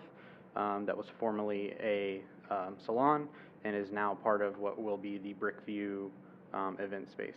The work done to the storefront includes the removal of the existing front glass and doors, removal and refurbishment of the 100-year-old transom windows, replacing the brick knee wall, which is lower than 42 inches at the moment, up to 42 inches. The intent of that being that as cars park in front of the storefront, their headlights aren't shining through the windows. The replacement of the main glass with thermal pane gridded windows, and replacement of the doors with double fiberglass gridded doors and exterior paint. The total estimated project cost from the quote is $22,000, and the requested grant amount is the maximum of $5,000. She's provided that documentation, and it was in your packet. And I've also provided here a current picture and a rendering of what it should look like when it's completed. And I'm happy to answer any questions. I don't believe anyone from the applicant's organization is here tonight. All right, are there any questions for Matt, Mr. Garner? Just a comment. I know it's not part of our policy currently, but I do just want to take a minute to talk about the one piece of heartburn I have about this policy in general is that we don't tie it to any sort of historic preservation standards, or any, I mean, there are nationally recognized standards for preservation of historic structures, and I think we have a historic downtown that's really, the best thing we've got going for us as a community and as a town as we grow, and I think that investing in and preserving the the integrity of the historic buildings in our downtown has got to be at the very top of our priority list. And I think it is unfortunate that we don't tie this leading grant incentive to more stringent and widely recognized. I'm not here to be a nitpicker, but I think just some basic historic preservation guidelines when the town is helping support the renovation of a building is something that I really wish we did more. Looking at the new facade of this building, that's not related or connected to the original facade. I love the transom windows. I think that's really great that that's staying. But that 42-inch foot below the windows is, I mean, that radically transforms the facade of this building in a way that's not in keeping with maintaining the historic integrity of the storefront. I don't like the concept of spending taxpayer dollars on that. If a private individual wants to do that with their building, that's one thing, but when we're paying for it, that just feels a little bit different than where I'd like to go. It's also worth noting that at least currently, this part of downtown is not listed on the National Register of Historic Places. So, you know, I guess the challenge there is that means that with work like this happening, we're going to reduce the possibility that this part of downtown could ever be added to the National Register of Historic Places. So I hate to pick on this project because it's not about this project. It's a bigger concern I have with this grant program and something that I hope we can talk about in the future. But I wanted to take a chance to just sort of lay out those larger concerns, and then I think this is a good example. Anyone else? I actually agree. I share that concern. Could we maybe gather some information, bring back to the board in the future regarding something that shows some deference to historic preservation to attach to our facade grant program? I would love to, I made a note to update the future facade grant policy to reflect historic preservation, and y'all just happen to be working on your new strategic plan, and so I was gonna throw that in as a strategic initiative and see how many of y'all wanted to make that a high priority or top priority or just in the plan to work on. It'd definitely be a priority of mine, and I think Commissioner Eatman and all the board, I can't imagine it wouldn't be, so thank you. I thought the whole idea was so we can make our town look nice downtown. You know, more so, there's only so much that's historical down there right now as it is. If people are willing to spend the money to fix it up and not keep it looking like it is, I think it looks great. It doesn't have to be mutually exclusive. You can fix it up and make it beautiful and maintain some of the historical integrity at the same time. Because we want them to invest in our town. Yeah, we you know. can do both. It's not, like, Commissioner Eatman said, it's not aimed at any one. We want them to all be, so let's, add that in. Did you want to? Yeah, I'll just make a quick comment, just a side note story. Thanksgiving morning, bright and early, I was heading up to the church, and it was just after sunrise. I saw the Dares up top, enjoying a cup of coffee, it looked like, and it was just a really kind of a sweet moment for them. So I just want to thank them for their, their time and investment in our town, and it was cool. It was Thanksgiving Day, so I'm sure they're thankful for all that's going on. So we're thankful for them. Can I ask one other quick question, just a point of clarification on what we're looking at on the screen right now? I think part of what's throwing me is a little bit of the way that the brick is, the way it looks on the rendering of the future version. Is that maintaining the current brick facade with the exception of that bottom piece? And I'll let you answer that question first. I don't know the answer to that question, I'm sorry. Okay. And where I'm going is, I'd love to be able to vote for the, I can vote for it. I'd love to vote for it. I think that if, especially if that bottom piece is the only structural thing that's changing and it's like a fill-in the windows in a way that it could be taken out in the future if somebody wanted to do that, I think I'd be really comfortable as I'm gonna get with this proposal. I just was curious how much from the plans you had an understanding of whether or not that was the case here. I know it's gonna be brick. I'm not sure of the color or the type or the painting of it. And to be clear, I'm less concerned about finishes and more just about the actual structure itself. Or is the current brick wall gonna be the brick wall that's there plus some stuff at the bottom of the current windows, or are they gonna be doing more than that? The planning director's indicating that building permits haven't been submitted, so staff doesn't have that data. I would offer to the rest of the board, I'm not gonna make the motion, so I'll defer to y'all on it, but if you wanted to make a motion that it was contingent on at least most of the wall being the same wall or something, I'd like that. I don't exactly even know how to say that in a way that staff would like, and I may be making it more complicated than it needs to be. Is there a concern that cars, when they drive up and park, is that what I heard you say, the headlights will shine into the window? For the height of the wall, that was the concern, was as if it was an event space and people were seated at tables eating dinner throughout the length of the building, one car pulling up and leaving their car lights on as they ran in to get coffee could potentially change the ambiance, especially as you get close to the windows. That was at least what I was told. And the Dara, the families have done, great stuff right downtown, and I certainly do not mind,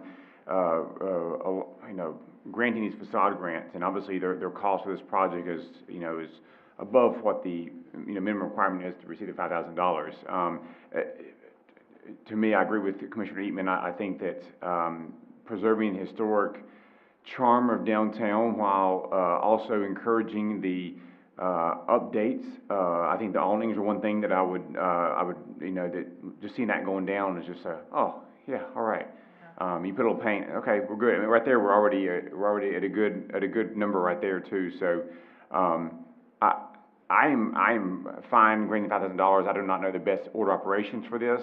I would strongly urge staff to, take Commissioner Eatman's, recommendations, find some historical things, sit down with the Dars, let them know ahead of time, so that we can maybe try to find some sort of plan. If that means, holding off on this for right now, I don't know. I don't have a problem with granting the money. I agree with you. I think doing what we can to preserve charm while staying with their vision would be, I think, a great, like you said, I don't know if somebody said win-win, or a great option for this downtown area, which is still, in my opinion, kind of the gateway to this downtown. So I don't know how we do that, and maybe staff can kind of guide us a little bit. I'm gonna make a suggestion, and my first one went over so we'll try this one. I think everybody wants to, well, one, it's a private piece of property, the property owner's entitled to do just exactly what they want to do with it. Two, we certainly support the revitalization of our downtown and working on historic districts. Three, the manager says he's gonna put it in the strategic plan. I would offer that we make a motion to approve this. One, I think the Doris, if they haven't already heard about it, they're gonna be hearing about it in the next few minutes. And two, I think staff going to them, to share those concerns, with $5,000 in hand, may be the best way for us to, influence a private property owner at the moment. But I would like to see all of our future projects that come back take that into consideration. I think it's wise. I agree with Commissioner Joyner. I think there's a way we can meet everybody's goals, everybody's needs and expectations. And I think maybe Conversation. maybe I will be happy to make a motion, and you tell me if this makes sense, especially from a staff perspective, would be that we approve the grant, and encourage the grantee to ensure that any structural changes that are made to the facade of the property as part of this project be reversible to the greatest extent possible in the future. So that means instead of tearing down the wall, if you can brick in the window or something in a way that makes it knit in, this new brick framing around the door, that it's something that could be undone in the future if it needed to be done to the greatest extent possible. And if that's too complicated, that's fine too. You can tell me that. I'm Certainly. an encouragement was the word I used there too. I'm happy to do whatever is your pleasure. Okay, so we have a motion to approve it and for staff to have a conversation with them and encourage them to not, do no harm, the least harm as possible. With $5,000 in hand. Yeah. So, okay, is that an accurate statement of your Perfect. motion? Okay. Better than I could have said it. So, we have a motion, I just said it, all in favor? Aye. Anyone opposed? You're opposed? 4, 1. And I would just quickly say, just to differentiate, several of us I think have said this, and I think there's some pretty strong consensus here.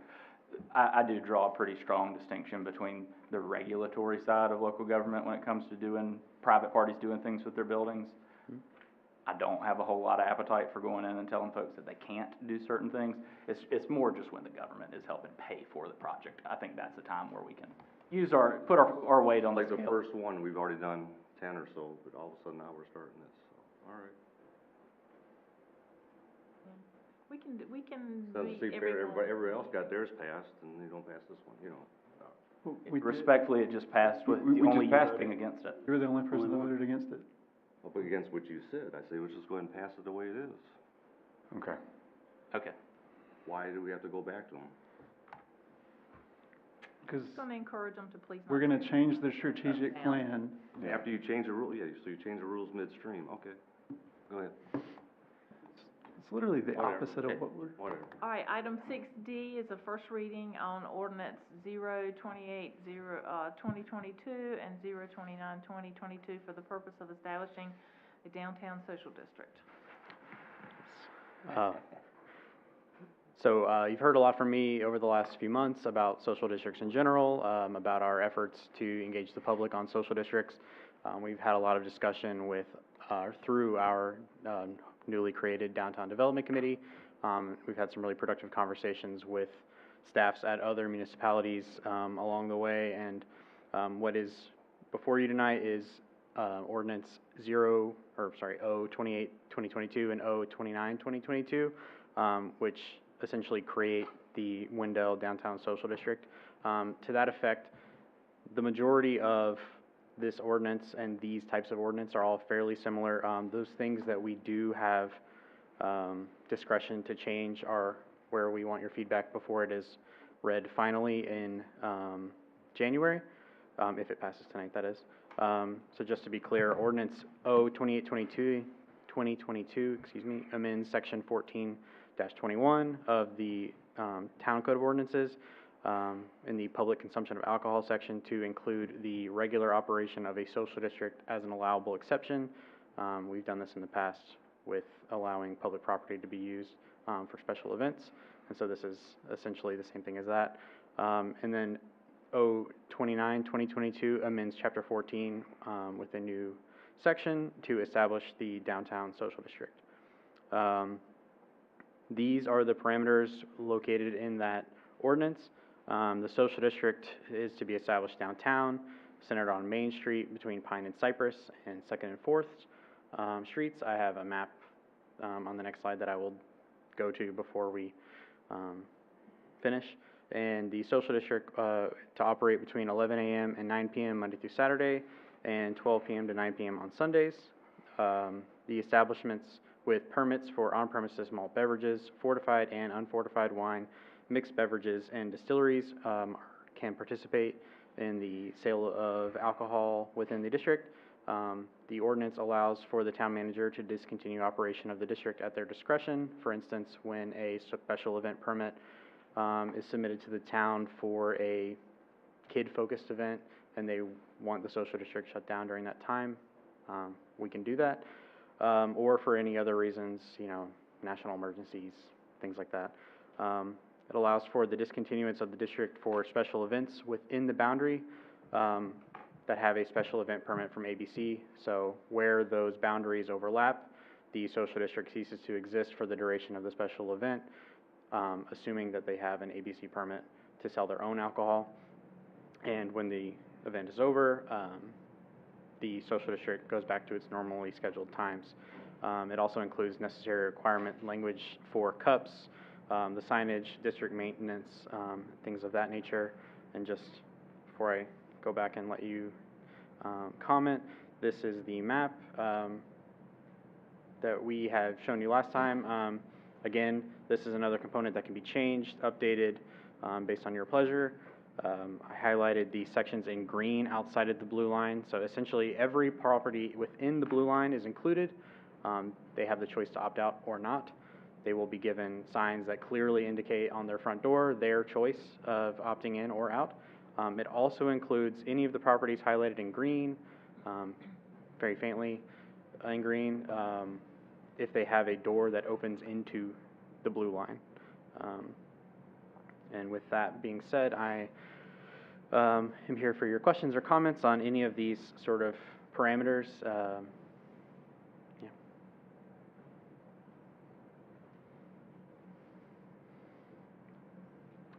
So, Matt, I've got a question for you. Yes, sir. So it's the Harvest Festival, and at the last minute, we have to change the date of the Harvest Festival, and then the beer vendor can't end up working out for the chamber. But the band's gonna play till 11. How does one amend the social district to allow it to continue till 11? And can we, I guess is the question. I believe in that instance, you wouldn't be amending on a case-by-case basis the social district. That would be a separate special event permit that the town already has for private use of public space with alcohol. But I guess what I'm saying is, that was a very specific example, but generally speaking, if we saw fit to say, so 9 o'clock seems early to me. If we saw fit to say, but I can only think of a couple opportunities a year where I would say, oh yeah, 10 o'clock, 11 o'clock makes sense. How could we pivot in those few instances that make sense? In none of the ordinances in any of the other communities have I seen that granular level of detail.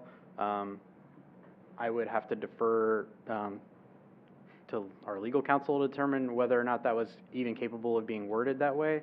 And I'm not trying to change any wording. I'm just as we work and use the social district, if we want to amend, I see that the manager has the ability to stop it. Yes. But does he have the ability to extend it? And the time. I don't believe he's allowed to extend, I mean, he's definitely not within the wording of this ordinance. I don't believe it can be written in such a way that he can extend the times at his discretion.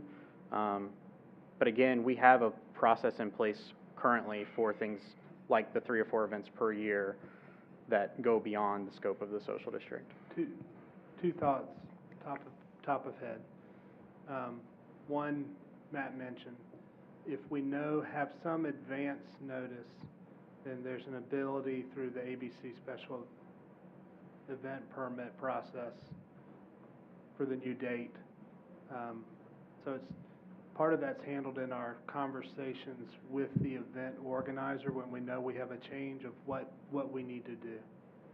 If we have a board meeting between that point, and some later, or two board meetings, then you could always amend an ordinance or create a temporary ordinance that sunsets after the event. So if we know in advance, there's some ways to use either the ordinance process or the ABC special event permit to handle that. On a shorter notice, it would be having longer time periods, but then have more of a functional operation where the town manager's basically continually saying, we don't go from 9 to 11 until we need it, then I don't discontinue it for that instance. So, I mean, that seems more confounded. I'd be constantly under pressure to allow it to continue for later. So just to clarify, I think one part of what you just said, with sufficient lead time and notice, we would, as a board, be able to extend these hours on a temporary basis. To either the ABC process or your own ordinance process for some short-term ordinance. Yeah, I think the ABC process is going to be more conducive to doing that. The ordinance process, the problem with trying to be, it's really not a very nimble process because it requires the ABC Commission approval of your ordinance. So if you start changing your ordinance, there's a lag time that's going to be built into that review process. Yeah, and to the larger question too, just to make sure I'm clear, the times, dates, hours, all of that can be changed by an action of the board. And like Mr. Cawley mentioned, it has to be reapproved by the ABC. So the entire social district is approved by ABC every time those parameters change. So I'll just make a comment, given that feedback, and the rarity with which I think that those events would actually take place.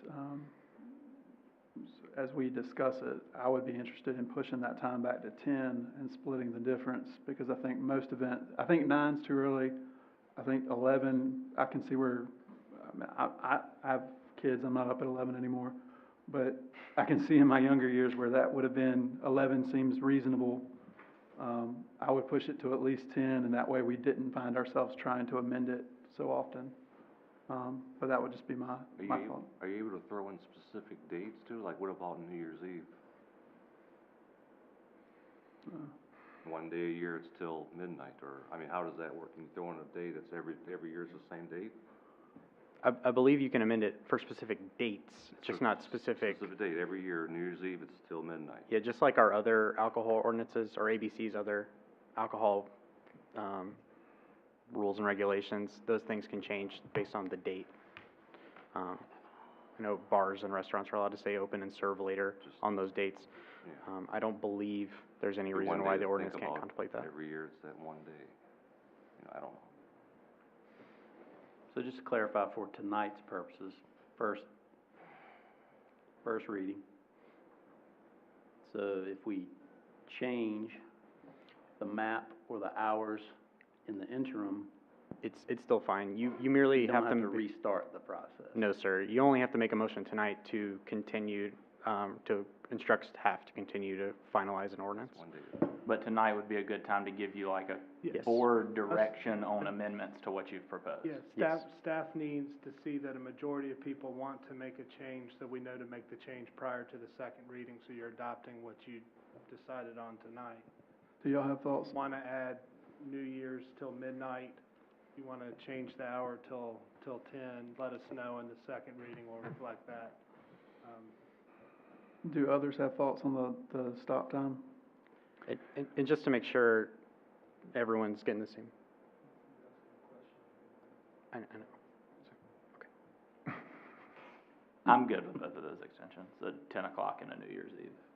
I'm the oddball of the group, guys, and I'm the one who's just not loving the social district. And it's not because I'm a teetotaler. I enjoy going to Derek's or Whistle Stop or any of these places downtown. I just don't like the idea of just having a downtown. People are just walking around and with open containers. I think for some reason, like you mentioned earlier, Commissioner Eamon, with the charm, I think it just knocks down some of the charm a little bit.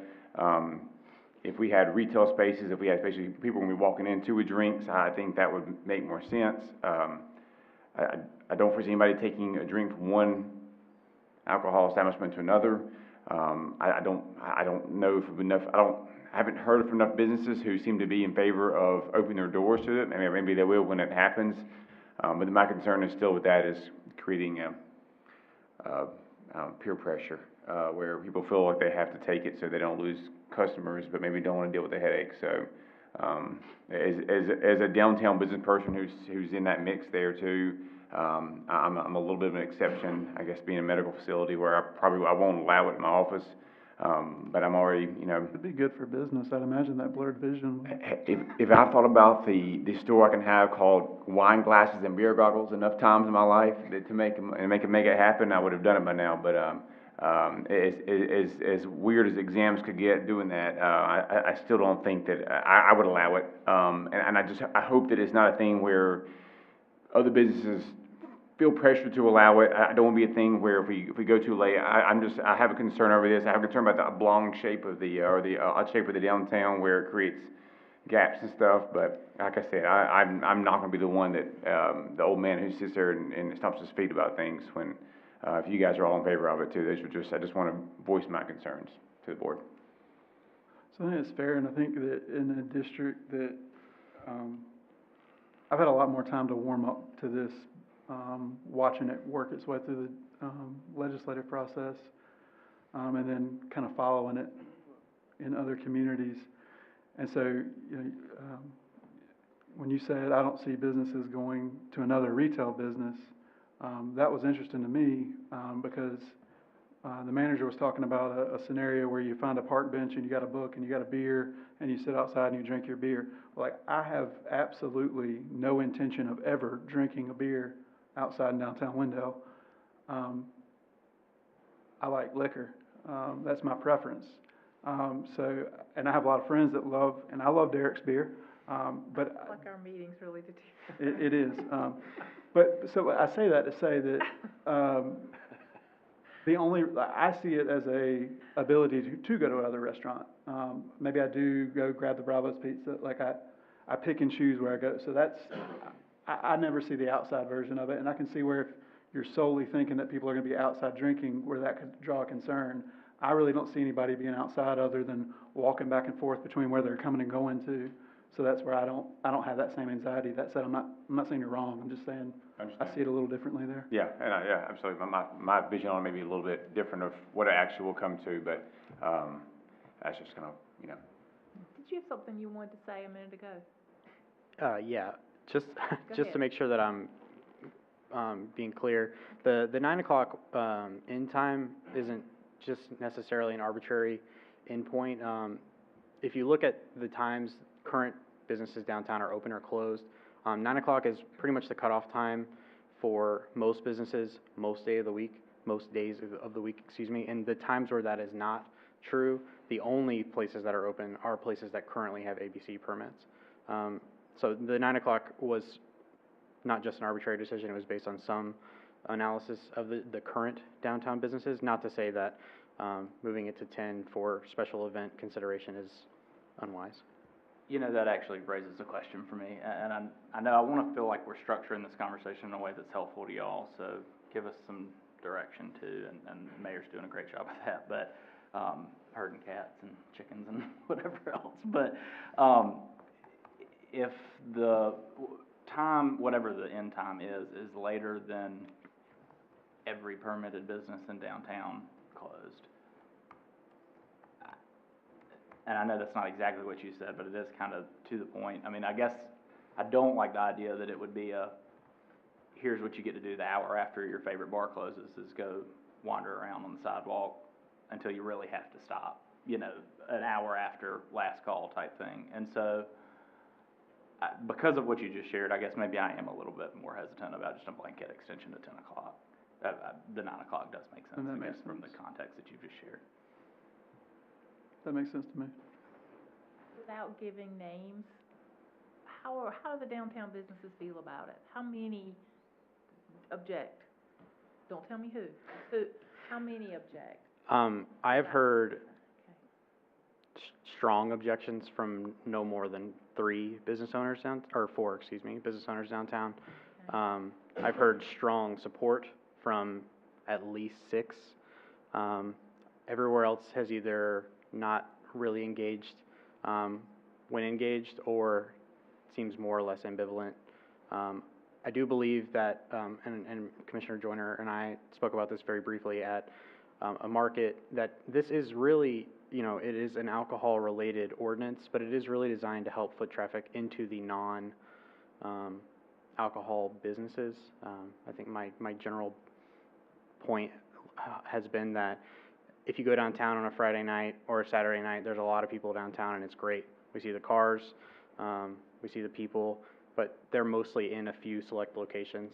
This allows them to diversify that experience. Okay, again, without telling me names, the ones who do not sell alcohol, do they make up a lot of the ones who are not in favor of this? I guess a So lot would be These are the ones subjective. who we're kind of trying to help, so are they highly represented on that list? There is an ABC permitted business on the list of people that would probably not participate. Okay. And then the other 2 are both non-ABC businesses, one of which closes fairly early in the day, and so would be largely unimpacted even if they did choose to participate. As a board, I mean, and my only thought is just throwing things out there, are we concerned at all about a family, and I keep going to your example you said way back when, are we concerned about families at all just losing some of the family feel? Like if a family want to go downtown, is anybody going to be bothered, turned off, upset, I don't know, made uncomfortable by other people just hanging out in the park, drinking? I know that seems very kind of getting into the weeds of everything, but I just think about some places people may like going there because of the lack of that. I don't know, maybe I shouldn't have said it out loud, because that seems like I'm getting in the weeds a little bit, but Sometimes you have to yeah. plan for the worst case scenarios and hope for the best, so Yeah. you do have to Just a thought. anticipate some We of do a those trial things. period, and like 6 months, and see how it is and come back, or? well, you could revoke it, I guess. Yeah, that would be and totally respect all those and don't disagree at all. If we had borderline loitering, then yeah, it's a problem, and I think that everybody here would agree that that's not the look we're after anyway. I've thought about it, and I've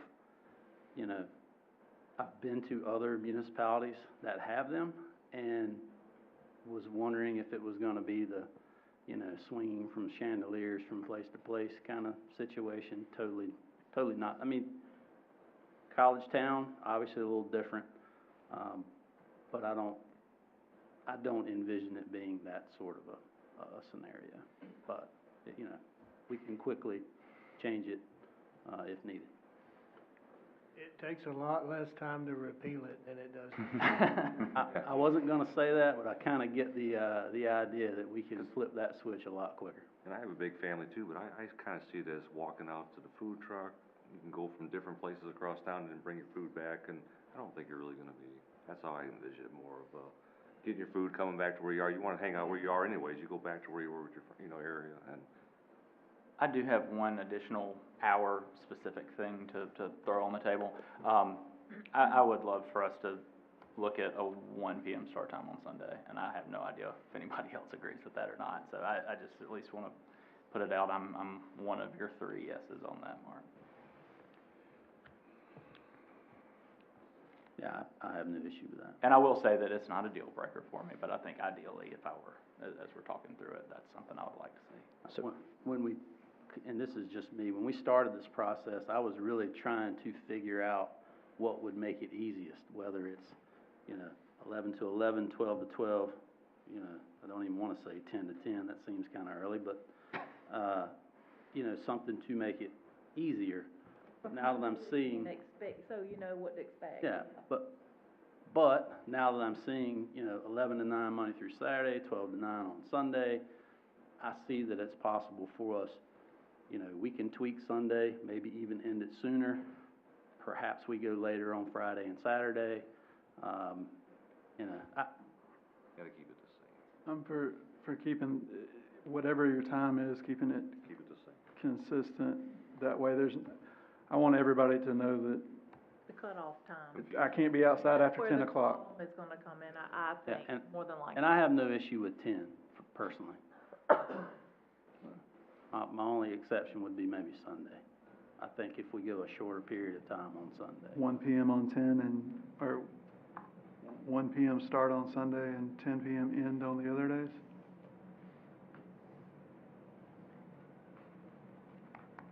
Is that in, form of a motion to, a recommendation to staff? Most certainly, Madam Mayor. So did you get that? Yes, and just to be clear, One did you, PM start on Sunday, 10 PM end time, Monday through Saturday, Monday, is that Did- correct? Yeah. did you also want to include New Year's or any Year's. such He- dates? Yeah, you wanna do later on New Year's? New Year's Eve, I mean, it's once a year, you keep the same day every year. Can you repeat this back to me again, what you're saying, the times? Start at 1 o'clock on Sunday, end at 10 PM, 10, Monday end through at Saturday, 10 every night, except for Sunday. except for 9. Sunday, 9. Well, no, so, it may be complicated that I think we're throwing some of these different adjustments together. I don't know if it'd be easier to hit them one at a time or not, and maybe that's part of what we're getting at. I mean, I do still think what I said earlier about the 9 o'clock stop time making sense based off of your explanation, Matt. I'm not married enough to the 1 o'clock thing on Sunday to do that and extend to 10, I guess, is maybe what. Madam Mayor, may I ask just a few questions for the Yes. sake of clarifying? Yes, sir. And that way we can bring back, if from Monday through Saturday, you're okay with the time of 11 AM to 10 PM, please just raise your hand. Okay, so we got 3 on that. On Sunday, 1 to 9. I'd say still, I mean, I'd make it 10 if it's gonna be 10 the rest of the week, I don't need it to end early. I'd say 1 to 9 every day is my thought. What was that? I just said 1 to 9 every day. What's that? Missing the brunch crowd. I'll be okay. I think I'll be okay. Not a lot of brunch today. Saturday brunch. It's okay, Stan. There's an entire bar on Main Street that does nothing but promote their brunch specials. 1 to 9, I don't know, I mean, that's just my thought, but I was just, whatever, yeah. Well, what did you say? I couldn't hear that. I was discussing whether or not that would impact, like, we did, the last alcohol policy we did was the brunch bill. Right. And so I was trying to make those. Where's brunch downtown? I'm trying to think what you're talking about. The Whistle Stop was 101. Oh, well, yeah, that's irrelevant though, because you can drink there whenever you want to. North has, And somebody might do 41 that. North has coffee. We can't Has a- yes or no Okay, based okay. on someone who's there, because we don't know what might be there I mean, I'm fine with it. 6 months from now, so, Respectfully, I'm fine with it, regardless of that. yeah. No, Just providing a little more I time. know what you're Okay. saying. And I think you want to include New Year's Eve in your Yeah. polling? New Year's Eve, open till midnight. yeah, I'm okay with that. We got about a whole year to work that one out. Yeah. My only question on that one would be, like, what permittees we have, what their stop times are. I wouldn't want us to have a permitted social district time that is beyond, as Commissioner Eatman said, the stop time of, and I know a lot of the special use permits stop at 11 or they stopped at a time, I thought it should be 2 AM like the rest of the law, and I remember them stopping earlier than that, so just, let's make sure they line up. Yeah. From the first reading, the town manager position would have the ability to have discretion. So if it's allowed to be till 12, but everything's closing at 10, if it's the will of the board, we can close it down early on that night because nothing's going on and we don't want to encourage anything.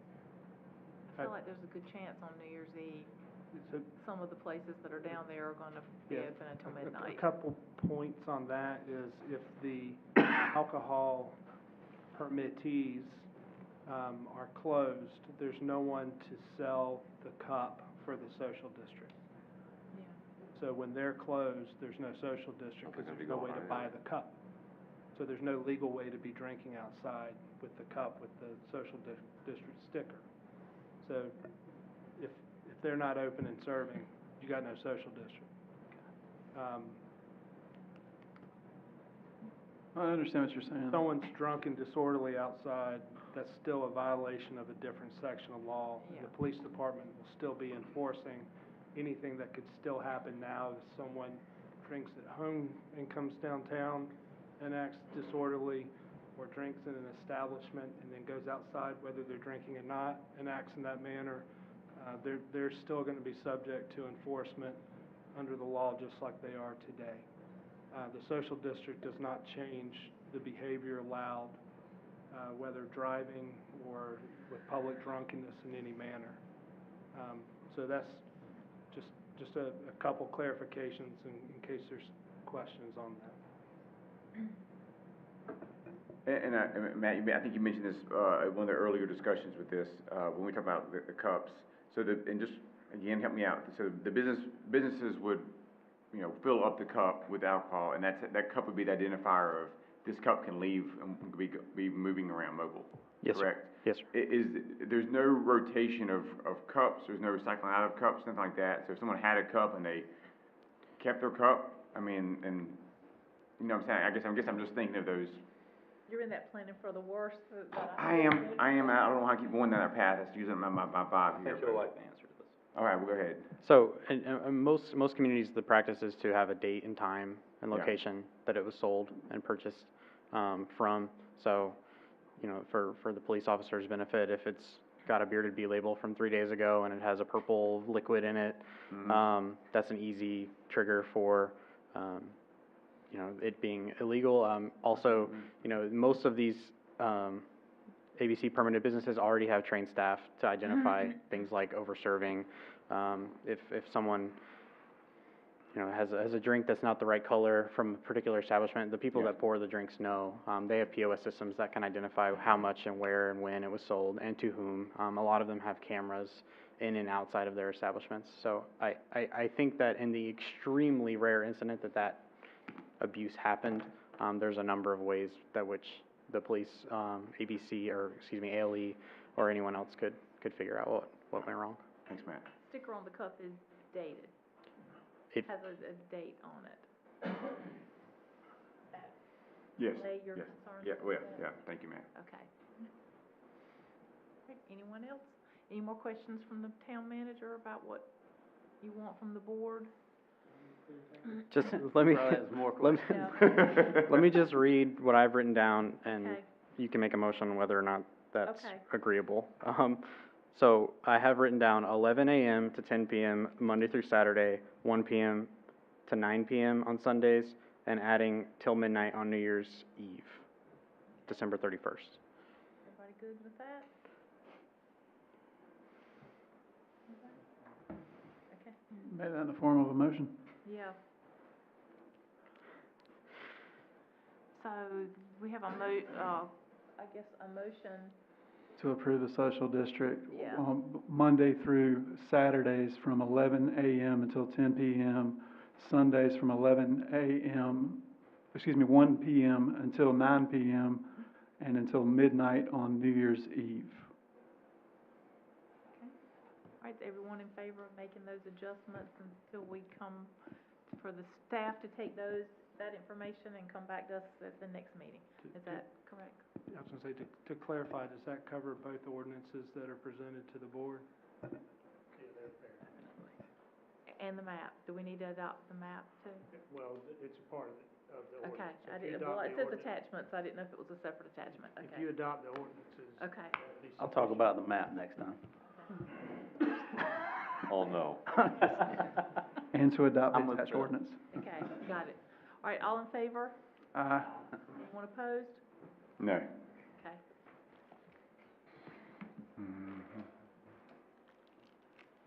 All right, item 6E is we're returning to item 3B, fee in lieu request for a segment of roadway construction on Jake May Drive, Oakmont Glen, and Fairway Crossing Drive within the Jake May residential development. Mr. Coates. Yep. So the, Yeah, and I'm happy to just ask a question. yeah. So normally with these fees in lieu that I've seen in the past, it's been about completing a new section of road to the property line, and whether that's environmental or the neighboring property owner not wanting it, we've given them a little bit of leeway and then waited to build that in the future. One component of this, I think I understand, is actually the widening of Jake May Road. And so can you talk a little bit about why that's the case? I know it has to do with the pond, but just, especially if there are other examples when we've done that previously, either before I was on the board or whatever, just, that was the piece that was different than what I'd seen previously. That's the reason I asked for us to talk about it a little bit. Yeah, so in this case, it's a little over 500-foot segment of Jake May road improvements. We would still obtain the right-of-way, but the developer is asking to pay a fee in lieu as the pond encroaches on the roadway there very close, and so the road improvements I would categorize as very challenging to install, no matter who has to do it, because the pond is really, really close to the existing roadway. So that's their request. The other two small segments are the neighboring property owners want a fence and some landscaping in that 10 feet. So we still get the turnarounds. It's just a 10-foot section that we're collecting the fee on those. Thank you. My sort of extra lead-off question from that then is what that means for our planned cross-section of Jake May. You know, is it easy to build it out once you have both sides of opportunity, so that you don't have to just work on the one side that we have available at this point, or is there something else about So it? the transportation plan actually has Jake May where it veers to go left towards the country club. Transportation plan actually has it going directly south, which, depending if those properties develop or how they develop, the roadway extension south could be, may or may not occur. We wanted, they originally proposed a bigger section of fee in lieu, and our staff response was, we want the sidewalks and the road improvements to hit where the greenway trail will enter, and so that there is a sidewalk connection to that on-site greenway in the development. And we wanted as much road improvement as we could get before we hit those environmentally sensitive areas with the pond. And so they adjusted that based on our feedback. Engineering reviewed the fees, but it's basically because the pond is so close to the existing roadway. To clarify what I think you were asking, yes, the road improvements would need to shift to the other side of the road in the future due to the constraint. However, the code does require them to set aside the right-of-way and do the improvements. So the only way for them to avoid doing something that no party feels is the feasible long-term answer is to do a fee in lieu. That sets aside a reasonable amount of money that the town could in the future expend on the other side of the road to make the road alignment work. Yeah. And we can use those funds to construct or purchase right-of-way or different options anywhere in the municipality, in our town. One more comment and a final question, I'll try to wrap this up. I do think that this is another good example of why it really would be good for us to revisit our transportation at some point in the future. I know it was done not too long before I got on the board. It is one of our older plans though now. We've updated a lot of other plans, and I do think that there are a lot of examples like this one that just, and not even just the side of Jake May, but the full alignment and some of those other future alignments that you've mentioned, or the full cross-section and some of the future alignments that you've mentioned. I think there's still just some serious challenges to our transportation plan that could be better fixed on a holistic basis than individual tweaks and changes like I feel like we discuss or hear about on a regular basis. That's just my soapbox. But the question is,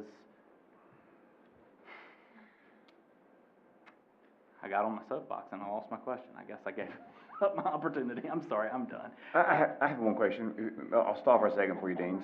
Since you brought up, and this is just a totally kind of more of a planning question.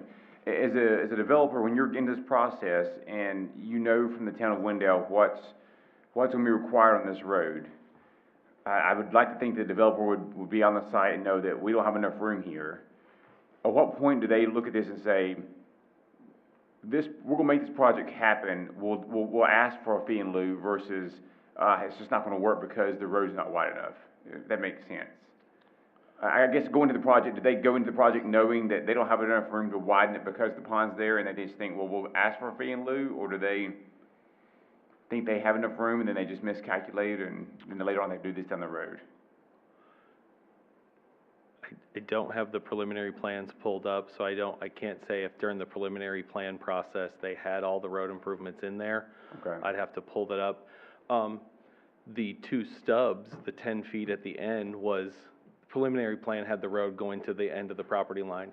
The Okay. neighboring properties have requested that 10 feet buffer with a fence, after the preliminary plans were approved. So, those two residents have requested that 10-foot weed with planting and a fence, and the developer decided to do that. Okay, But knowing that they'd have to come to you and ask for a fee in lieu. understand. I did think of my other question, but you go ahead, Mike. Since planning is also my background from past experience, the extent that their engineering and site prep work develops as the project moves along, the more they invest, the more they're able to determine actual costs. Mm-hmm. We won't know at any point whether or not they've done any kind of seismic work on dam or ability to shore that up and move or relocate.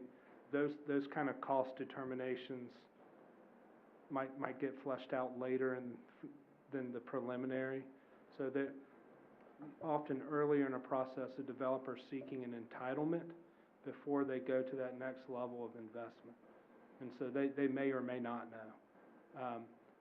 Where we often get brought in as a municipality is before they can start pulling permits for their entitled development, they either have to put these improvements on the ground or bond them or obtain a fee in lieu so they're not having to do them.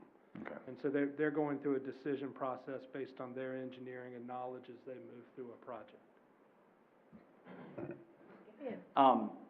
We all want to know. It's not that exciting, but maybe it's important. The right-of-way acquisition, or the right-of-way that'll be reserved, do we go ahead and take ownership of that right-of-way? Yeah, it'll be dedicated before homes are, or at the same time the lots are platted for Why I'm pre-construction. asking, Dedicated but not accepted by the town for maintenance Yeah. of any manner. Yeah, and Jake May's a state road, so. well, and let me get to the reason I'm asking, which is, not, obviously haven't seen a survey of where it is, and I think I remember that the dam is on that side of the pond. Mhm. Are we gonna end up with any sort of responsibility for dam maintenance through any of that process that we would obviously not wanna have? Okay. The town is not, by accepting a fee in lieu or saying that there's dedicated right-of-way, the town is not accepting the right-of-way. That's one reason why Okay. staff brings back to the board an item to actually accept roads into our road system. That's when we accept maintenance of a dedicated public right-of-way. Until then, it's just dedicated but not accepted by the jurisdiction. Gotcha. Thank you. I'll move that we approve the fee in lieu request for the segment of roadway on Jake May, Oakmont Glen, Fairway Crossing Drive. Okay, we have a motion to approve the fee in lieu request. Is there any discussion on the motion? More than I already have. All in favor? Aye. Okay. All right, let's move into our other business, update on board committees by town board members. Wendell Volunteer Fire Department, Commissioner Joyner. Thank you, Madam Mayor. The fire department continues to move forward through the process of updating their traffic signalization programs, and recently had their Christmas party. So lots of both infrastructure and traffic things, but also lots of personnel things, as they had a lot of new personnel at their Christmas party that wasn't at their Christmas party last year with the addition of a new shift. All right, we'll move into our commissioners' comments and stay with you. It's easier for the... I have, other than wishing everyone a Merry Christmas, nothing that night, Madam Mayor. Okay. Commissioner Lutz? Likewise, I just, thanks for the town staff for making the Wendell Wonderland just, awesome again. I know it's a lot of work goes into it, from planning to public works to parks to administrative staff to everybody, so thank you so much, and, have a Merry Christmas. Commissioner Eatman? Marry Christmas and Happy New Year, and look forward to celebrating with all of you and Commissioner Tarnaski downtown next New Year's Eve. Go ahead and start planning. Mark it on your calendar. Commissioner Tarnaski? I also would like to wish the town and staff Merry Christmas and a Happy New Year. Looking forward to next year. Commissioner Deloach? Thank you, Madam Mayor. Real quick, I'll just say that I was able to attend an open house at Pleasant Grove this past week. Pride for Parents Christmas store was open. You've heard me speak about this in the past.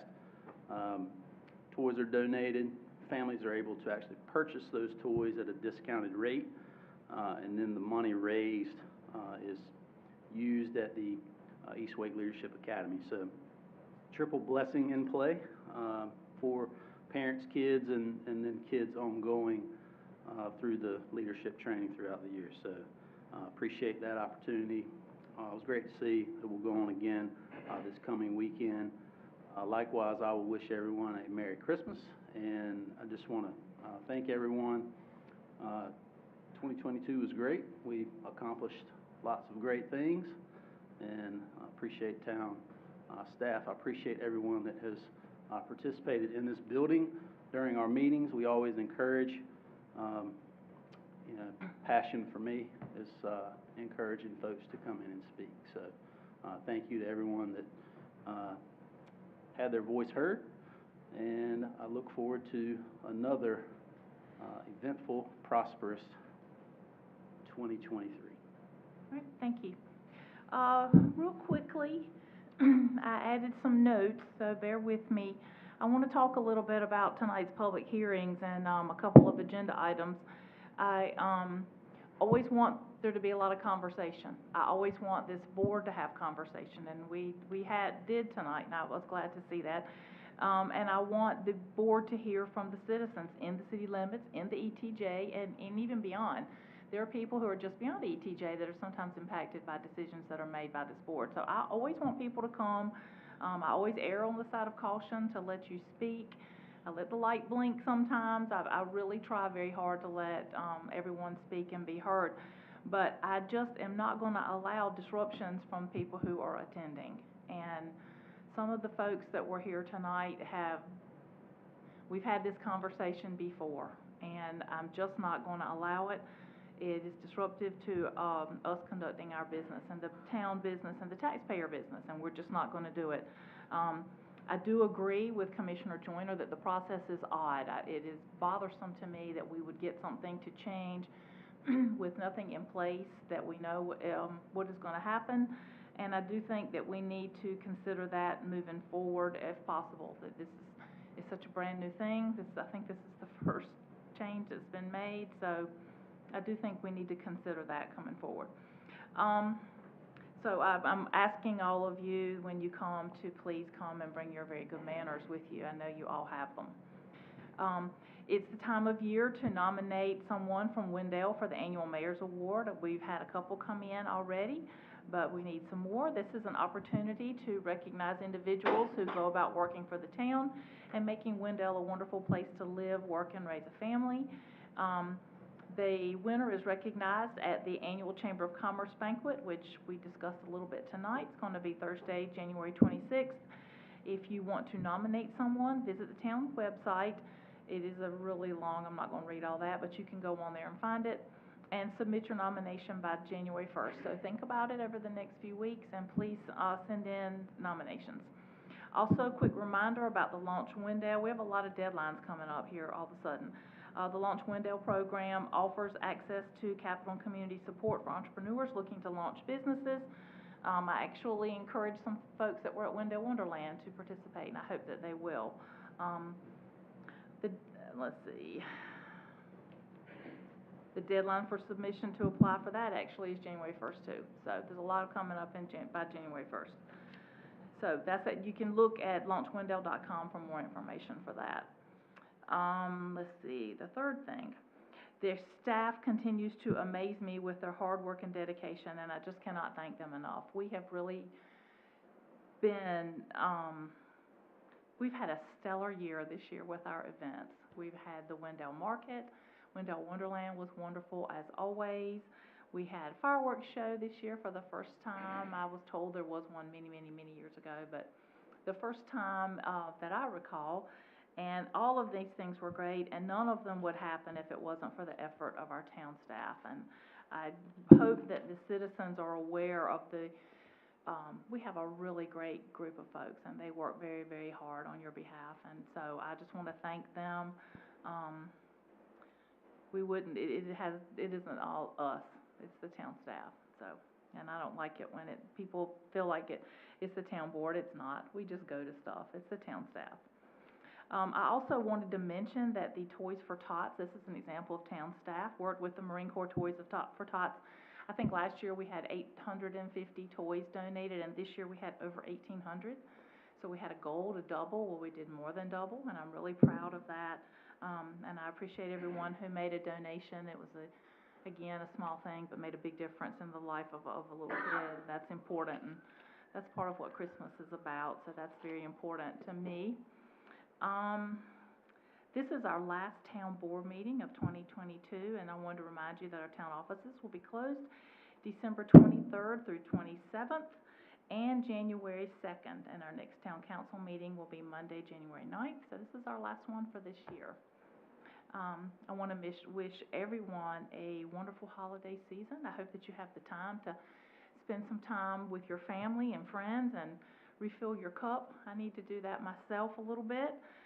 So take a pause and enjoy those opportunities, and I want to wish you a Merry Christmas and a very prosperous New Year. New Year's going to be great in Wendell, and I look forward to all the great things that we're going to do in 2023.